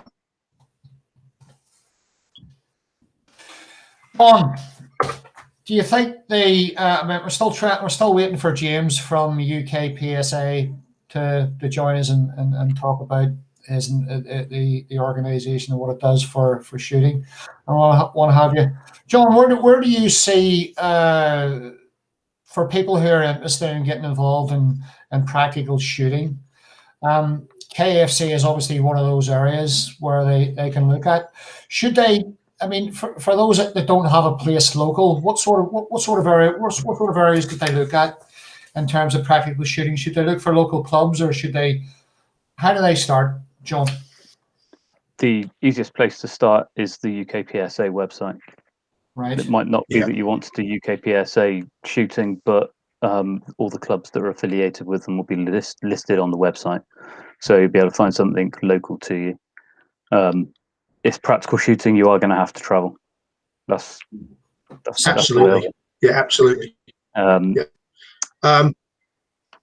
my travelling is. I just like to. Go on, Dave. Sorry. No, go on. I was about to say, I don't think we should actually hide the fact as well that want to shoot practical, don't be poor. You need to buy the right kit. You need to buy the right guns. That's one of the reasons why we have good club equipment. But let's not hide the fact a 25 quid rifle will not do you for practical. So practical, you do require some money. I'm going to disagree with you there. You don't need to. Great. You only need to have good kit if you want to be competitive. If you want to go out and try it with whatever you've got or whatever somebody else has got. It's fine. We loan out decent belt kit. We loan out decent guns. I'm on about if you then want to carry on and get your own stuff. It's not going to be a cheap fix. Right. I think it's like anything, guys. If you come into a club, like even we were talking about small bore there a little while ago, and if you walk into this club and you see all these expensive looking jackets and belts and slings, and you think, oh Jesus, what much is this going? And it can be quite expensive, but quite often the clubs provide the kit. So I think using what you've got, what you've got to begin with is practical. And of course, problem is, this is something worth talking about. Actually, is we can't really share the shotguns. So as clubs, in terms of clubs, David, what can the club do in terms of obtaining a shotgun from the club? Okay, so we've got several members that hold spare Section 2 shotguns, pumps or semis, so 3-shot. And these are people that will turn up at every match, and they will specifically loan out their own shotguns. Club always has ammunition. There's no restriction on shotgun. So we always have ammunition, and we always ensure that there's at least 1 or 2 members Section 2 shotguns that are available. Now the club's got loads of 15-22 rifles, which we can do, which is why we tend to do 2-gun as well as 3-gun. So if we run a match, the stages will be you can shoot them 2-gun or 3-gun, so no one's limited. We also recognise Section 2 divisions for practical shotgun, which is something the UK PSA don't do. So we don't want anyone to be outgunned just because they haven't got an FAC, basically. Yeah. And I will add that we actually give junior members free belt kit, so that's always a good one. Yeah. Now it's good to promote anything to help juniors get involved with practicals. And absolutely. We've done very well. We've done very well with juniors, and we've kept them. If someone's trained you and they then handed you a 15-22, which is basically an AR-15, and you can run and gun, hell, why is that not fun? Very exciting for the kids to do that. Perhaps it's a little bit more exciting than putting a jacket and a sling on in a local small bore club. Yeah, but there's a place for everything, absolutely everything. But most of these kids are playing Call of Duty. Come and actually do it. Come and shoot practical. Yep. Have you sorted out your technical issues yet, Dave? No. It's what it is, guys. It's what it is. Kit that we have, I think, in terms of that, like KFC is obviously building its membership and doing a trip. Is it really there to encourage more? Look, obviously, David, we're restricted what we can do in the UK in terms of using full bore rifles, pistols. Well, okay, so we've got a lot of members that shoot CSR at Busy, which is the service rifle. Yep. They're shooting with straight pull AR-15s. So people like myself and John and lots of other people that go out to the States and shoot, I think that's great training. CSR is an awesome discipline. Again, you need money, you need knees at work, and you need to be able to hit stuff out to about 600-700. There's a few people in the comment section now that are actually CSR on the board. It's probably one of the biggest growing NRA Sports for adults. And if you've not seen it, you really should go down there and see what they do. They do an awesome job. They have 150 people in a day shooting service rifle. It's just really good. So we have a big crossover. So we have a lot of people that shoot CSR. We have a lot of people that shoot gallery. We've got half the GB team for gallery in our club. Like I say, we've got people that do just practical shotgun. We've got some world-class shooters, a number of which we joined in America, and we got some terrible shooters. But like I say, you know, we kind of, as long as everyone's safe and they have a good time, that's our most important thing. Our club's quite good because we do a lot of trips abroad. We spend an awful lot of time with our club people. So, like I say, it's a club, but it's also a very friendly place to be. Loads of banter.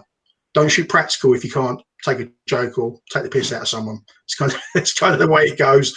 But yeah, it's just great. It's just good fun, and I think that's why we're growing, and maybe other disciplines aren't. But that's just, you know, that's just my view. Obviously, a biased view on things.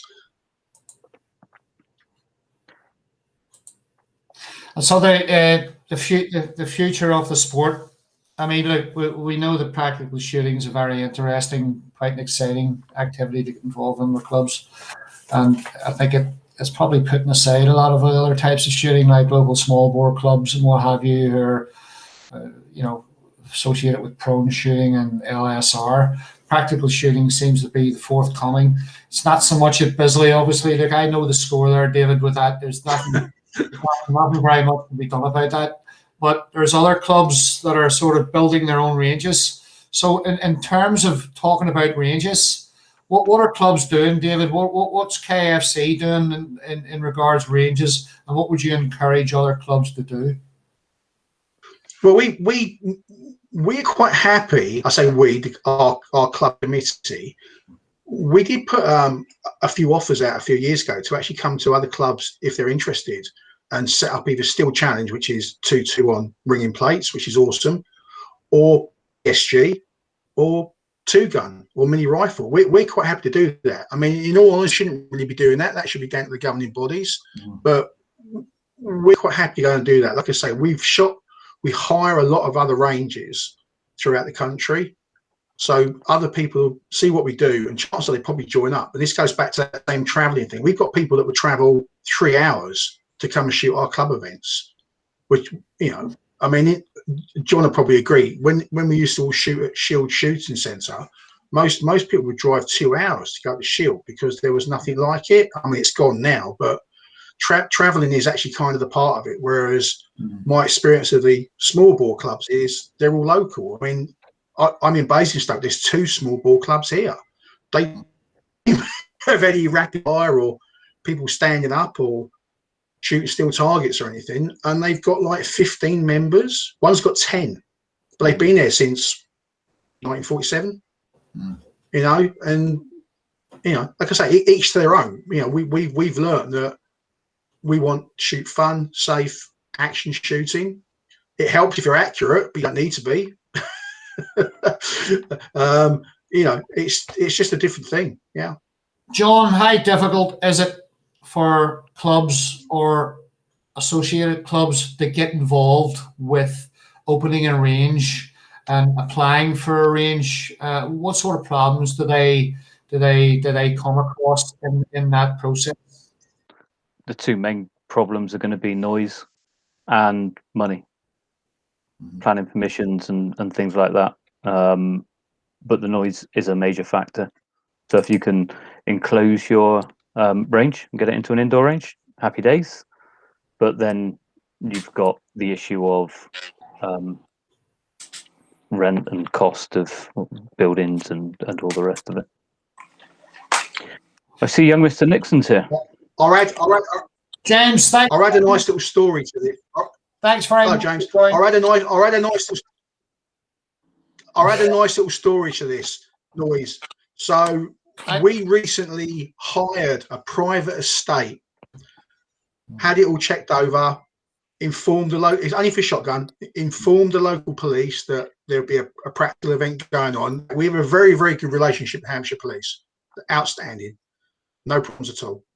And halfway through the day, we have SO19 turn up, fully armed, thinking it's a training camp for Christian militia. So we had to go through this whole thing about, we phoned it through the week before. If you go back to your call centre and play it through, you'll see we actually logged the call. But that's kind of quite normal. The sheer noise of a PSG match must be horrendous if you're a local house. So, you know, this is why we really want more to happen at Bisley, because it's in the middle of nowhere. There are a few houses on site, but who knows? James, but noise is a huge issue. Huge issue. Hang on a second, David. David, James, can you hear us okay? I can indeed, yeah. So I've had some problems getting in. The link didn't work first time. Now it's on my phone, so I'm hoping that it's coming through now. That's quite all right, mate. Your volume, my end, seems to be a little bit low, and I don't know whether you can adjust your microphone volume. But I'll shout louder, it's fine. Shout out loud, as they say, if you want to put it that way. Indeed. Look, James Nixon, thanks very much for joining us. For some of the guys who don't know who you are, you represent UK PSA. James, tell us how you got involved with them and what the UK PSA is all about. Yeah, sure. Thanks for the opportunity. So I actually got involved with the UK PSA through my local club, the Maidstone Pistol Club, 5 or 6, maybe 7 years ago now. I've been shooting all sorts of different disciplines over the years, from rough shooting right the way through to clay driven sporting, all sorts of things. I do a lot of deer stalking and that sort of thing, but I wanted to go and really sort of start to use rifles in a different way. So I got involved in the sport. And I got involved with the UK PSA by going to the World Shoot in 2018 in France. And I got involved. I was having a conversation with a chap there by the name of Gary Dyer, who's quite an infamous shooter on the circuit. And Gary said they were looking for a sponsorship secretary. So I got involved. Currently the public relations officer. And yeah, so that's how I got involved into practical shooting. As most of us have got a story, we've all been involved in shooting in some format. We've been there. We've sort of, looked at other disciplines. And one of the things the UK PSA were trying to do is actually really embrace the grassroots style, sort of side of getting people into practical as their first step into shooting. You've mentioned a couple of times tonight already that it's, it is one of the fastest growing shooting disciplines. It's an opportunity for a lot of people to get involved. And we're doing all sorts of different things to try and make sure that that's an opportunity that people can take up, whether that be juniors or adults alike. So yeah, that's sort of a bit about what we are and what we're doing. And the membership of the association, James, what do members get? What do you do for clubs and ranges in that respect? Yeah, sure. So I mean, the membership is a number. The membership side of things has a number of different features to it. There's the usual things like insurance and bits and pieces, and obviously there's the opportunity to go and compete. So we've got this year we've got quite a busy calendar actually coming up. The match dates are coming out shortly, and I'm being harassed on a daily basis to get those out soon. Although that's someone else's job, but so we're trying to get those match dates out soon. So there's a match side of things. There's a great training set up within UK PSA to get people up to that standard competition. I think Dave's already mentioned it earlier on today, Dave Kittle, and he's right. That's one of the things we do pride ourselves on. The sport as a whole is probably one of the fastest moving, most dynamic shooting sports available, but it's also one of the safest. When you've got true one-to-one supervision for shooters, it gives you that opportunity to really sort of stretch what shooters can do. And the other things, obviously the insurance side of things and the opportunity to travel. So with UK PSA being the International Practical Shooting Confederation representatives in the UK, it means you can shoot all IPSC competitions. And that's something I personally really enjoy. I know John's been to a number of world shoots with the shotgun side of things. We've got one world shoot this year only, which is handgun in Thailand. But next year there were 4.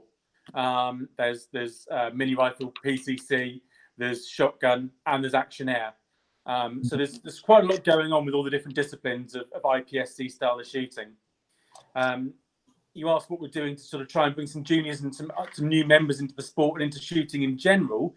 I just mentioned action air. Well, that's a really good example, because action air, we've decided we're underrepresented as a governing body on action air, and we're trying to encourage both junior and new shooters into the sport and into firearms ownership. So we've encouraged an action air only membership, which gives those guys access to the IPSC action air community at a reduced cost. Just trying to get things to a point where action air is often seen as a starter into practical shooting, and it gives them a chance to get things going. So that's a few of the things that we're doing for clubs and for members. What sort of membership? What total is your membership numbers there, James? Just shy of 1,250 members currently. Obviously, we're looking to expand that, and we've got about 55 affiliated clubs, maybe 56 coming up. So it is growing. It's growing at a rate of knots. And one of the things we're really keen to do, we've got a group of regional organisers and their teams across the UK, and they're really happy to work with existing clubs or new clubs who want to come into the practical disciplines, and trying to get their ranges and their facilities to a point where they can compete with practical, whether that be from very scratch in the very early sort of starting things off, or they currently shoot, for example, just shotgun and want to shoot mini rifle, or they want to change the disciplines up. So we've got a whole team of guys across the UK who specialise in helping people. One of the other things the regional organisers and their teams do is they actually liaise with the police. Now, initially, that doesn't sound like that's sort of for the membership's benefit, but what they're trying to do is educate and to assist the licensing teams in understanding what the sport's around and what the base of the sport is. I mentioned to you earlier the one-to-one tuition, but that's a prime example. When the firearms licensing teams understand what the sort of higher level disciplines are about, they don't have a problem with someone having 2 or possibly 3 Section 1 shotguns, for example, or they need a 3rd or 4th 2.2 on their ticket for competition or for whatever.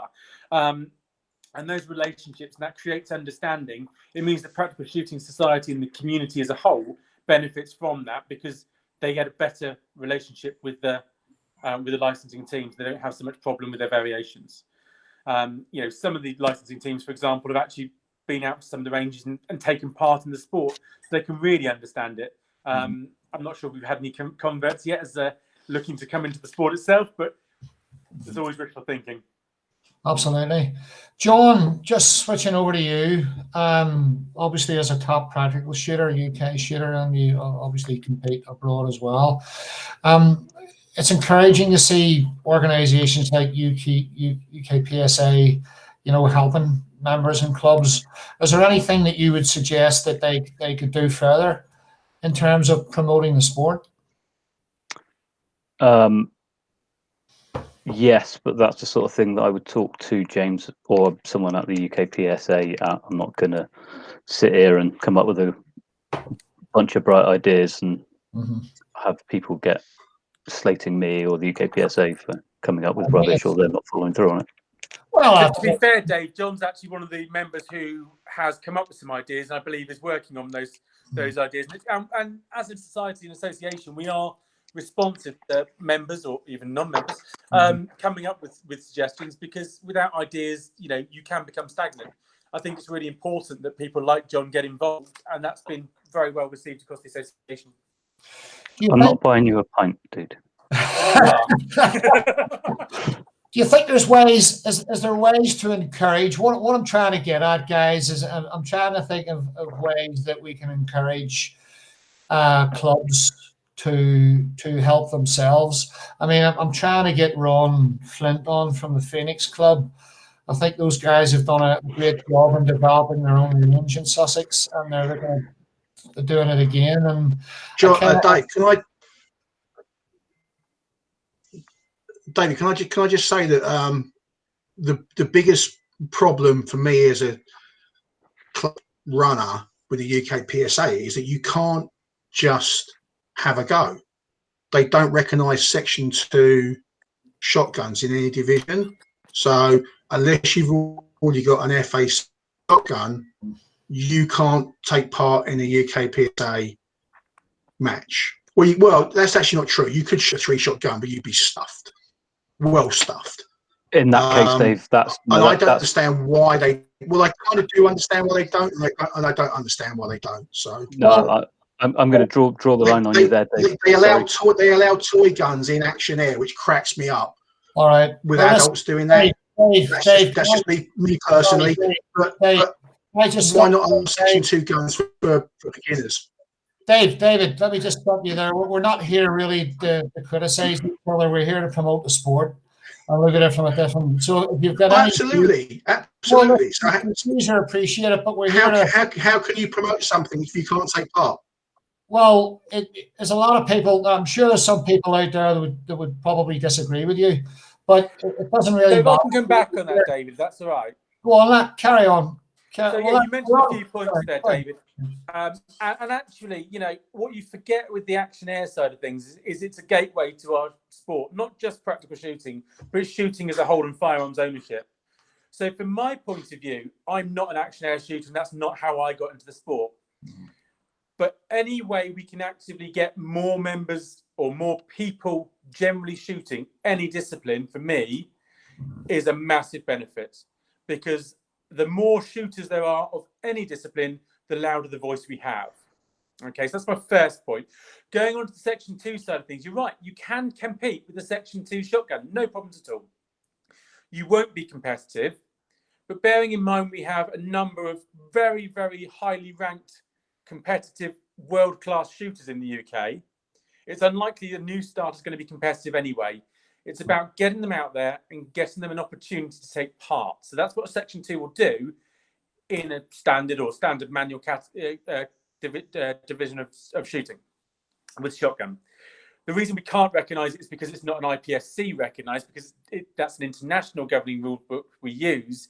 And of course, we're restricted by the UK law, which we all know has very little common sense involved. But when it comes down to it, there's only one thing that comes into the whole context of what we're talking about today. That's as many people shooting as possible and bringing the sport practical shooting from our point of view, and previously it was small bore, but practical shooting to the masses. And for me, it's getting there. We're very happy to get things started off. And actually, a number of our regional organisers have gone out to playgrounds, like yourself, playgrounds, small bore clubs, to get them started off and to introduce them, to set up a course of fire. If they're using 2.2 mini rifle, then that's fine. But whatever way they're doing it, and of course we will get people started, we'll always get people started. We've got Section 2s in virtually every club I belong to get people started in the sports. If we get people started on a Section 2, it becomes a no-brainer that they go straight to a Section 1. And actually putting a category in place for Section 2, so someone can win the small minnows category, isn't necessarily the way to develop people. It isn't necessarily the way to bring them into the Section 1 arena. And that's what, at the end of the day, for practical shotgun particularly, is what's needed. So I can see what you're saying. I don't necessarily agree with it, but I think that the general context of getting more people into the sport has got to be my priority, as in public relations. And I think both Action Air and getting people to start off in Section 2, I think is a good way of doing that. David, I'll come back to you in just a second. John, what is your view on that? I agree with both Dave and James, as it happens. The Section 2 stuff is very important. Again, as James said, these guys aren't competitive, and putting them in with the likes of the world champion guys that shoot those matches is, if anything, is nothing more going to be disheartening to them. So yes, okay, you could have a minnows division, then what happens? They never progress. Or you get someone like me turning up and shooting that match in that division for a laugh, which again takes away from these guys who are supposed to be learning how to do the match. I would like to see, so Steve Drews mentioned on the comments there about UK PSA needing to run far more level 1 matches. The UK PSA needs to be involved with the clubs to promote them, so we know they're happening. But I know they happen. I find out them after the event. So there's plenty of shooting out there. And going back to what Dave was saying about airsoft, I shoot airsoft. I use it as a training tool. There is nothing wrong with airsoft. It is a perfectly good tool.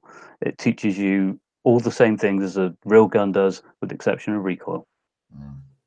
All the disciplines are the same. All the safety aspects are the same. So it has a place. There's no problem with it having a place. And if it's a gateway, great. Let's get them addicted to airsoft before we sell them crack. David, in all fairness, I'll come back to you, bud. Final say on this one.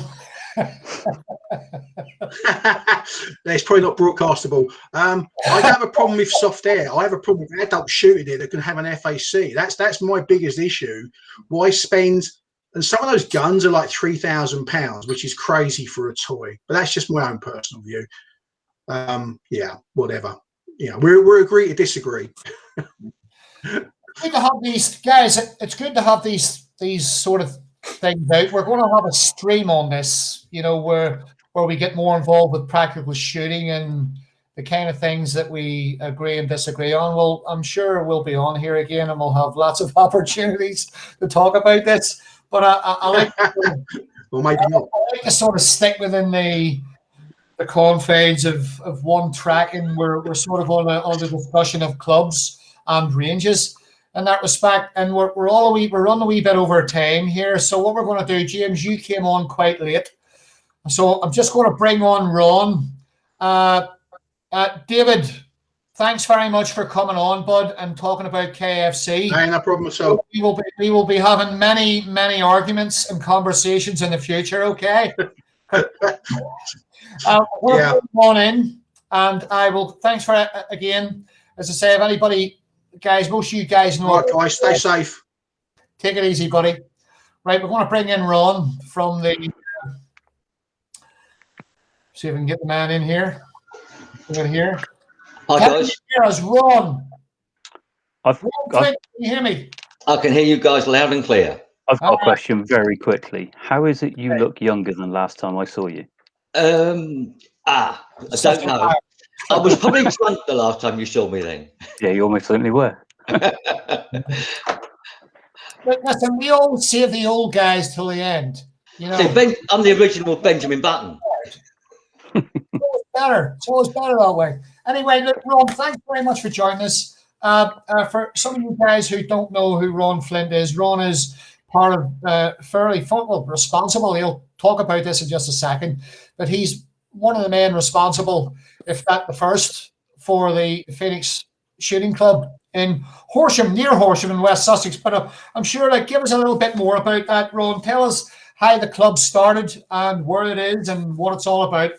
Okay, I started the club back in the mid-'80s, split from another club. I was a pistol shooter. They didn't want to shoot pistol. Usual politics, so we went our own separate way. Didn't have our own ranges. We were in the early days using military ranges, whatever we could find. Had for many years used a different range, a local club on a Sunday. That was great. Again, politics reared its ugly head, and we left there. Went looking for local ranges. Eventually, we found our own site. We were down at the time to about 4 or 5 members. We were using sort of affiliate members to stay above the legal limit of 10. We now have 86 members, very active club. And in fact, we have a waiting list for new members. Mm-hmm. And the reason why that is because you can't accommodate everybody, obviously, with the range as it is.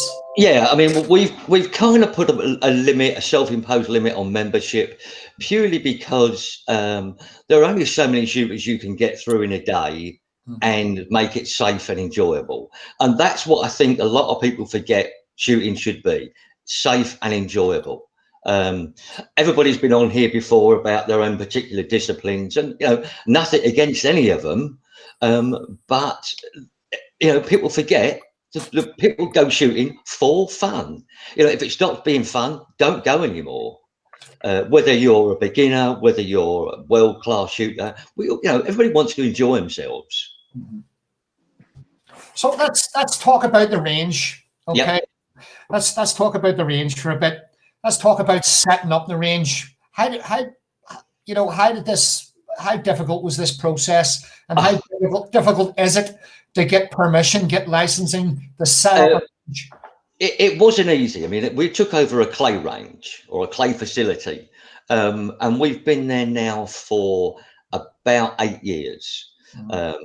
And we're very lucky. One of the things we've got a very good membership, but one of the things we did as a proviso of membership was to say, to be a member, you've got to do a certain number of shoots every year, but you've also got to do a work party day. So we have work party days every month. We use that to improve the range. We now have 7 or 8 dedicated bays with plans to put more in this year. What sort of space are we talking about here? What sort of size area are we talking about? We've got 15 acres in total. Wow, that's massive. Yeah, I mean, it's great. There's about 4 acres of the first field we used to originally use for airsoft. Right. Like a lot of clubs, we wanted to use that as a way to get juniors in, and with the hope that we pull some dads in as well. But it was more airsoft rather than action air. And that's got its own kind of different dynamic. Different people arrive. I mean, we had one guy that was a ex-pistol shooter turn up, one of the first shoots, with a full camo gear and throat mic. And I said to him, "Who the hell are you speaking to? No one else here has got a radio." Right. Yeah. So there's an element of that. So we've stopped the airsoft now. It just didn't work. So that's a dead field, unfortunately. But it does act as a buffer between us and for noise and stuff like that. So I mean, am I allowed to ask you about the number of days you're allowed to shoot and what sort of terms you have on your license? Yeah, I mean, we shoot under the 28-day rule. So basically, we shoot second and fourth Sundays a month. We do that every month when we're open, obviously without COVID, and it gives us sort of 2 or 3 extra a year. We would love more, and we're actually looking to purchase a second facility at the moment. And if we get that, that makes life great, because we'll have every Sunday. I may end up getting divorced, but that's another question. Listen, if you're involved in the world of shooting, you should never bother with women, only for one thing. I got crucified for this. Well, I'm quite lucky. I would live with my wife for 7 years before we got married. James has obviously heard this story already. He's already gone. James is so disgusted with what I said, he had to leave the screen. Yeah. So for our honeymoon, I took my wife to Gunsight in Arizona. Some years later, she was rowing with me about being out every Sunday. And I said to her, "Look, where did we go for our honeymoon?" She said, "You took me with 3 other people to Gunsight." I went, "Did that not give you a clue what you were letting yourself in for?" So, I mean, I'm lucky. We've been together now for 40 years. She's very lucky. She's been with me through illnesses, through hard times, and she's still there. So I'm pretty lucky. We should do a whole stream on men, FAC holders and their wives. That would be so funny, wouldn't it? Well, just don't get the wives in. We'll bring the wives in and listen to them. No, we won't bring the wives in. We won't bring the wives in. So take it off again, No. So yes, what interests me, Ron, is setting up the range. Yeah. Because I can see this extending itself. I'm just going to bring James in on this one in a wee second to talk about this, but I kind of like this idea of practical shooting clubs developing their own ranges, extending themselves. Yeah. And as long as they can do it, but I can't but help think it's a difficult process. Especially sure, it's not easy. One of the advantages that practical shotgun has is it doesn't need a range. In the terms that everybody thinks of a range, i.e., a brick building. It can be done in a field. In fact, you won't shoot shotgun indoors. So you can set up, provided you've got safe backstops and you're not near footpaths and stuff like that, you can set up pretty much anywhere on a decent sized bit of land. But can you use slug? No, no. I mean, obviously, you've got to look at the restrictions of what slug is in terms, and we're quite lucky. We have a valley, so we've got literally goes down 40 foot and back up the other side, so we can shoot across the valley for slug. With slug, yeah, and the ground is cleared for that, and no problem at all. But in terms of just shooting birdshot only matches, which a large percentage of PSG is shot with. You can do it, get out of a local farmer, rent a decent sized field and set up 3 or 4 stages in the field. Mm-hmm. Just switch over to you, James, going back to what I said earlier about, these guys obviously developing their own range, restricting themselves to their 28-day thing, and, also being careful about what they're doing. I mean, there's opportunities here for other clubs to do this, is there not? So yeah, there's a lot of opportunities for clubs to find different venues, and they range from from an old quarry to a farmer's field, as Ron's just said. And I think the most important thing is just sticking with making sure people are aware. Try and make it as isolated as possible, because you will get noise complaints if you're not away from housing. But if you're sensible, make sure it's safe, and you stick to the 28-day rule, then you should be okay. Now, actually, there have been some recent planning movements towards the favour of shooting ranges. Recent planning inspectorate decision, which classed a not-for-profit shooting range as a sports pitch, which means that there is actually a massively reduced planning fee. Now, there are other fees, of course, with setting up a range and actually full planning, but that's actually helped the planning fees side of things. And that's a really big step forward for shooting sports in the UK, because it means that those ranges that want to go for full planning rather than using the 28-day rule can do so. We have actually got a team of guys who are working with a number of different range holders to try and help with their planning and sort of range design and range projects that are going on. And if you are thinking about how you want to set up a range, or need some help or advice for a practical shooting range, then certainly get in touch with the UKPSA and via the website. My email address is on the website, www.ukpsa.org. Just get in touch with us, and we'll do whatever we can to help out with clubs, or whether one of our clubs or not. We'll do whatever we can to help, and that's just the way we are with regards to getting new clubs on board. John, is this an encouraging thing for clubs to look at this avenue of ranges, developing ranges, creating grounds, and why do you think that is? From a shotgun perspective, yes, definitely. As Ron said, if you can find a decent farmer and you can do it safely, you can do it with birdshot. You're not going to be able to put on a full international with 30 stages.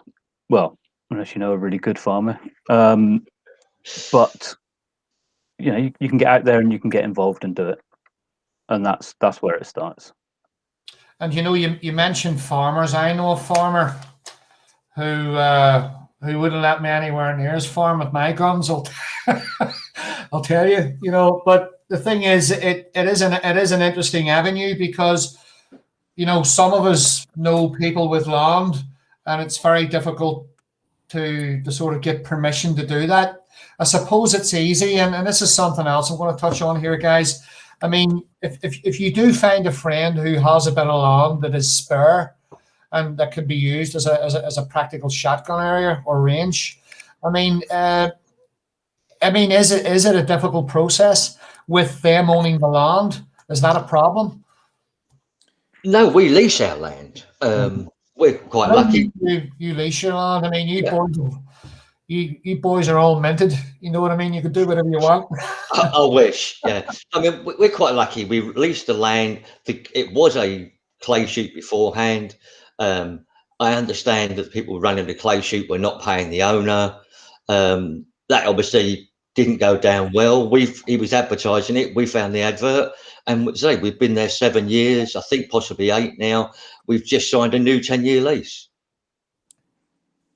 And it is difficult. I don't know, James. What's your thoughts on that? It's going to take work. I mean, setting up any range takes a certain amount of work. Oh, yeah. Using a 28-day rule does make it a little bit easier. It does restrict how often you can shoot and what's going on, but it does make it a little bit easier. one of the clubs I'm a member of is at the back of another clay ground. They hired what was effectively wasteland, and that it's been created there for many years, and actually been a really good venue for practical shotgun in the UK. Other clubs we hire a bit of a field, and we put up because there's not enough of a safe backstop, we put up big conventional bales, and we've got a 2.5 meter wall around the bays, and that's how we create the bays. Bales are a great opportunity.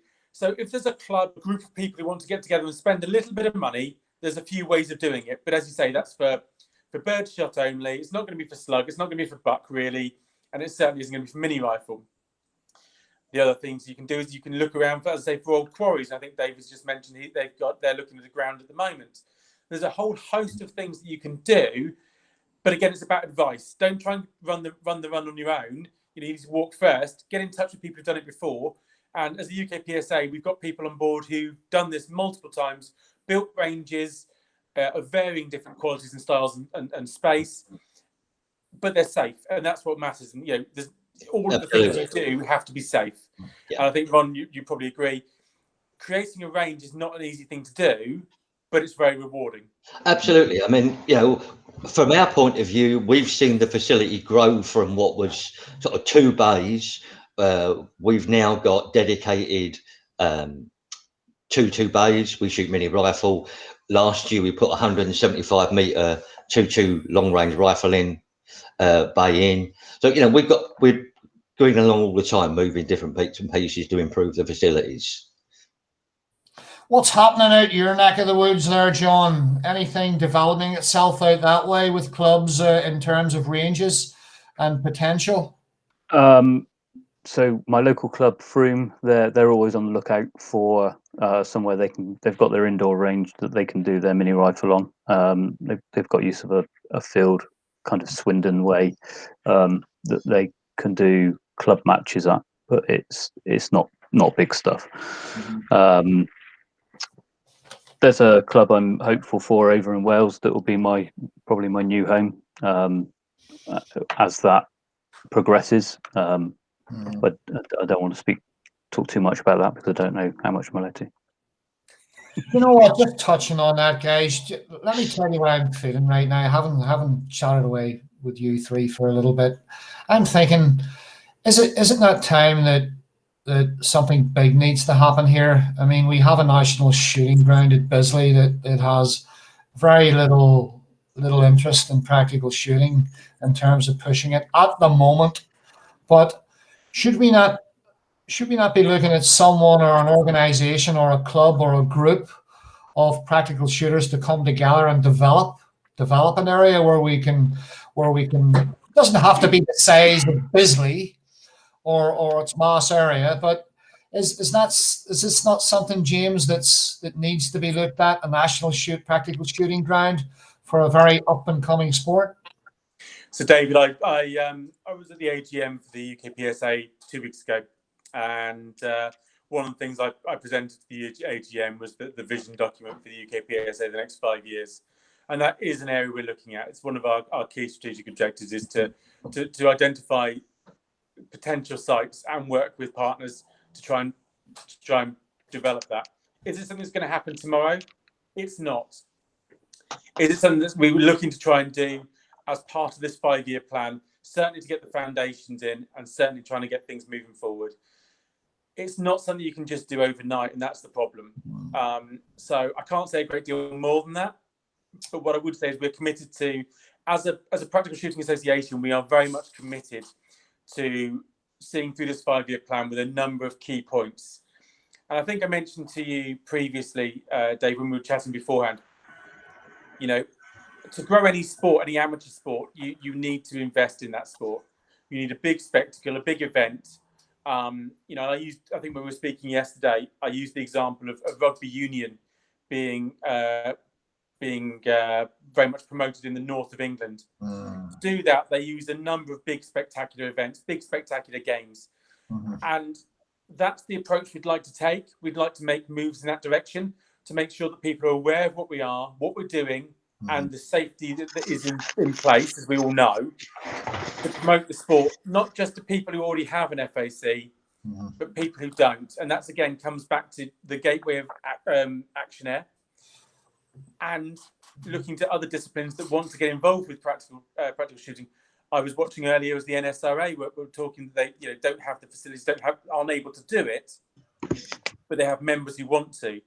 And we'd be very much happy to work with them to assist where we can, because it's benefit for them and it's benefit for us. And I think practical shooting as an association, practical shooting as a sport, not just our association, but practical shooting as our sport, is growing exponentially.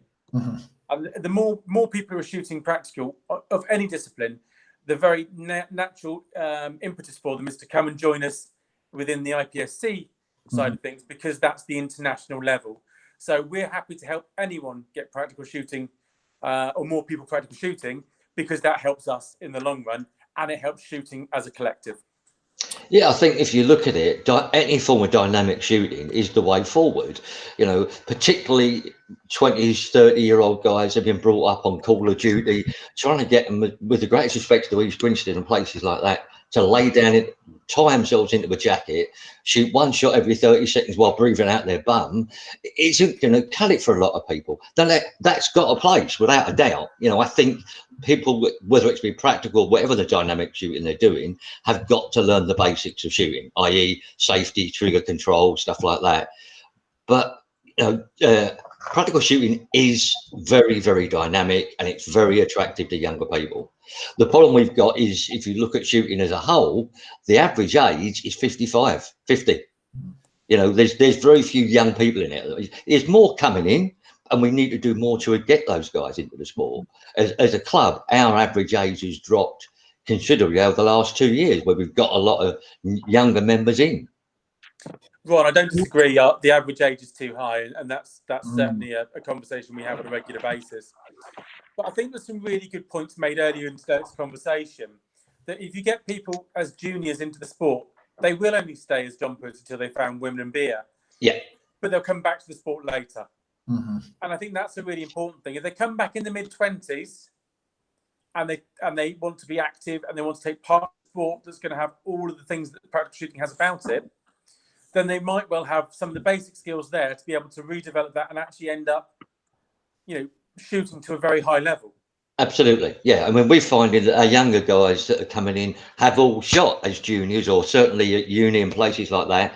Yeah. But what they're finding is that what attracted them to shooting in the, when they were younger, doesn't cut it now for them.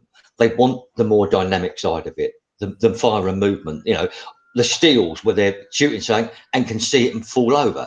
The other thing is that we talked about shooting being out of the Olympic sports. Well, no disrespect, but there is nothing exciting about watching a guy trying to put holes in a bit of paper. The viewer can't see it. Whereas if you look at a practical course of fire with steals or something like that, a reactive target, people can watch it and can see the excitement building up. Back in the 80s, 90s, when we had World Shoot 10 or whatever it was at Beasley, it was, people were watching it that are not practical shooters because it was exciting to watch. So Ron, I don't know if you know, but the IPSC has just been recognised to observer status by the Global Association of International Sport Federations, which is the, if you like, the observer, or so the sort of the route into the Olympics disciplines. Yeah. So, it's been going that way for a few years, isn't it? Yeah. So its observer status last year. That GAISF status is a big step forward for IPSC, and there's a lot of eyes on the sport at the moment, and I think that can only be a good thing. Absolutely, it is interesting. It's good. It is actually a good spectator sport, and in the States they do have a lot of the sort of matches are televised, or not televised, but certainly recorded and watched. In the UK, we haven't got quite the same following, but I do envisage that changing over time. Yeah. And again, it's all those juniors or the youngsters we get into the sport. If we can get them back into practical, then that'd be fantastic. Yeah, I mean, in the States, you get quite a lot of people, families. I mean, go out. We've shot at the World Shoots out there, and you see mother, father, son, and daughter all shooting together, having a great time. I'm lucky enough to spend quite a lot of time in the States in a normal year, and my local club out there, guys, you know, shoot with their wives, shoot with their girlfriends, the kids are there. It's a family sport, which I don't think we have over here. I think it's coming, Ron, if I'm honest. I'm seeing more and more families involved. I mean, an example is a young lad who shoots action air over here, but went to the European Handgun Championships in 2019. And he's a super junior, and he came back with a medal shooting full bore handgun. And he shoots with his dad in the same team. I think he beat his dad. Mm-hmm. But you know, it's the family side of things. I can think of quite a few that shoot the circuit, and that can only be commended. You know, trying to get families involved is one way to guarantee kids are going to stay in the sport longer, and the longer they stay, the more they'll learn. Yeah. I mean, I think you're right. What we're seeing is a lot of father and son. What you don't very often see is father, son, wife, and daughter. In the States, the biggest growth area of shooting is women, and that's something I think I'd like to see here. It's something we discussed at a UK PSA Council level. Yeah. A women's ambassador. It would be a great thing to start moving forward. I think we need to make sure that people recognise that practical shooting shooting is sports as a whole are for anybody. And I have to say, in the last 5 or 6 years, I think things are starting to move in that direction. I mean, there's a lot of very good slow movement, and I think that needs to be pushed even more. It's just how you do that, how you get the message out there that shooting as a whole, but practical shooting particularly, is a safe, fun sport for everybody, not just 50-year-old blokes. Yeah. I mean, there's a lot in the States. There's a lot of very good. Sorry. We're going to wrap this up very, very shortly because it's running way over time. It's good. We've got a lot of information. Ron was referring to women and shooting. I would never sacrifice my beautiful 308 20-inch barrel, gorgeous black rifle for any woman. Never, I wouldn't, and I would never take a woman shooting with me. It would destroy everything that I represent on the range. But that's why you're divorced, Dave. That's why I'm off. I said that's why you're getting a divorce. Listen, there's nothing wrong with being alone. I'm not going to sacrifice, any of my women for shooting. No, as long as they're not around for very long. That's the important thing about this, Anyway, guys, this has been really good. I hope that the stream has been good for everybody out there. Thanks very much, James, UK PSA joining us. Thanks, Ron. We're going to be speaking to you two again very, very soon. I'll just keep you on the screen for a moment when I say that this recording is going to go on YouTube. I've got a feeling that the YouTube stream had broken even before it began. But guys, this live stream will go on YouTube. It will stay on there. I will upload it tomorrow. So if some of you want to take a look at it here, not on Facebook, I will put the link and obviously everything else on the target shooting page. And for that reason. Now, I have offered, before we go, and I forgot to mention this earlier, I told the guys that I was going to give away a copy of John's book, which is a really good read, actually. The funny thing is, I was expecting John's book to be a wee bit too heavy for my little head, but it wasn't. I actually read the book in 2 nights, and I read it again, and then I kept reading certain chapters because it's that kind of book. You sort of go back to it because the guy's obviously a top shooter. And I can relate to a lot of things that he's talking about there because I'm at the top as well. Only I'm just not on the scene like he is, obviously, But it's a great book. So, guys, what I want you to do now is I want you to send me a message on the target shooting page saying I want the book. I'm going to draw one of you out and I'm going to send you a copy, okay? And also, you guys who didn't manage to get on the YouTube channel this evening, as long as you're on the subscription, you will be put in the hat as well, and I will mention the winner of the book on the page tomorrow also. And that's all I can say. Does anybody else want to say anything before we go? No. No. Thanks very much to you, James. We will be doing many, many streams in the future in the world of practical shooting. We'll say goodbye to you, and also you, Ron. It's always great to have somebody who's involved with a club, you know, it's been going for so long, and I think you're doing great things over there. We will be doing profile videos on clubs, and the Phoenix Club will be one of them, along with many other clubs around the UK, not just practical shooting, small bore, full bore, and anything else we can think of. I'm sure myself and John will get very, very engaged in all of those chats. So thanks again, Ron, for joining us, and I'll see you again soon when I get down to the range. Cheers, mate. Okay, so there we are, guys. We're going to wrap it up. As I say, we'll come up with another topic for next month and get a few of you together and have an open discussion, a very proactive, very, very positive discussion in the world of shooting, where we can use, obviously we've got very, very difficult licensing laws, and they're very, very restricted in what we can and can't do. But it is a great sport. It's a fantastic sport. So many different levels of shooting you can get involved in. And thanks for joining me and John. And we'll see you all again soon. Thanks, chaps.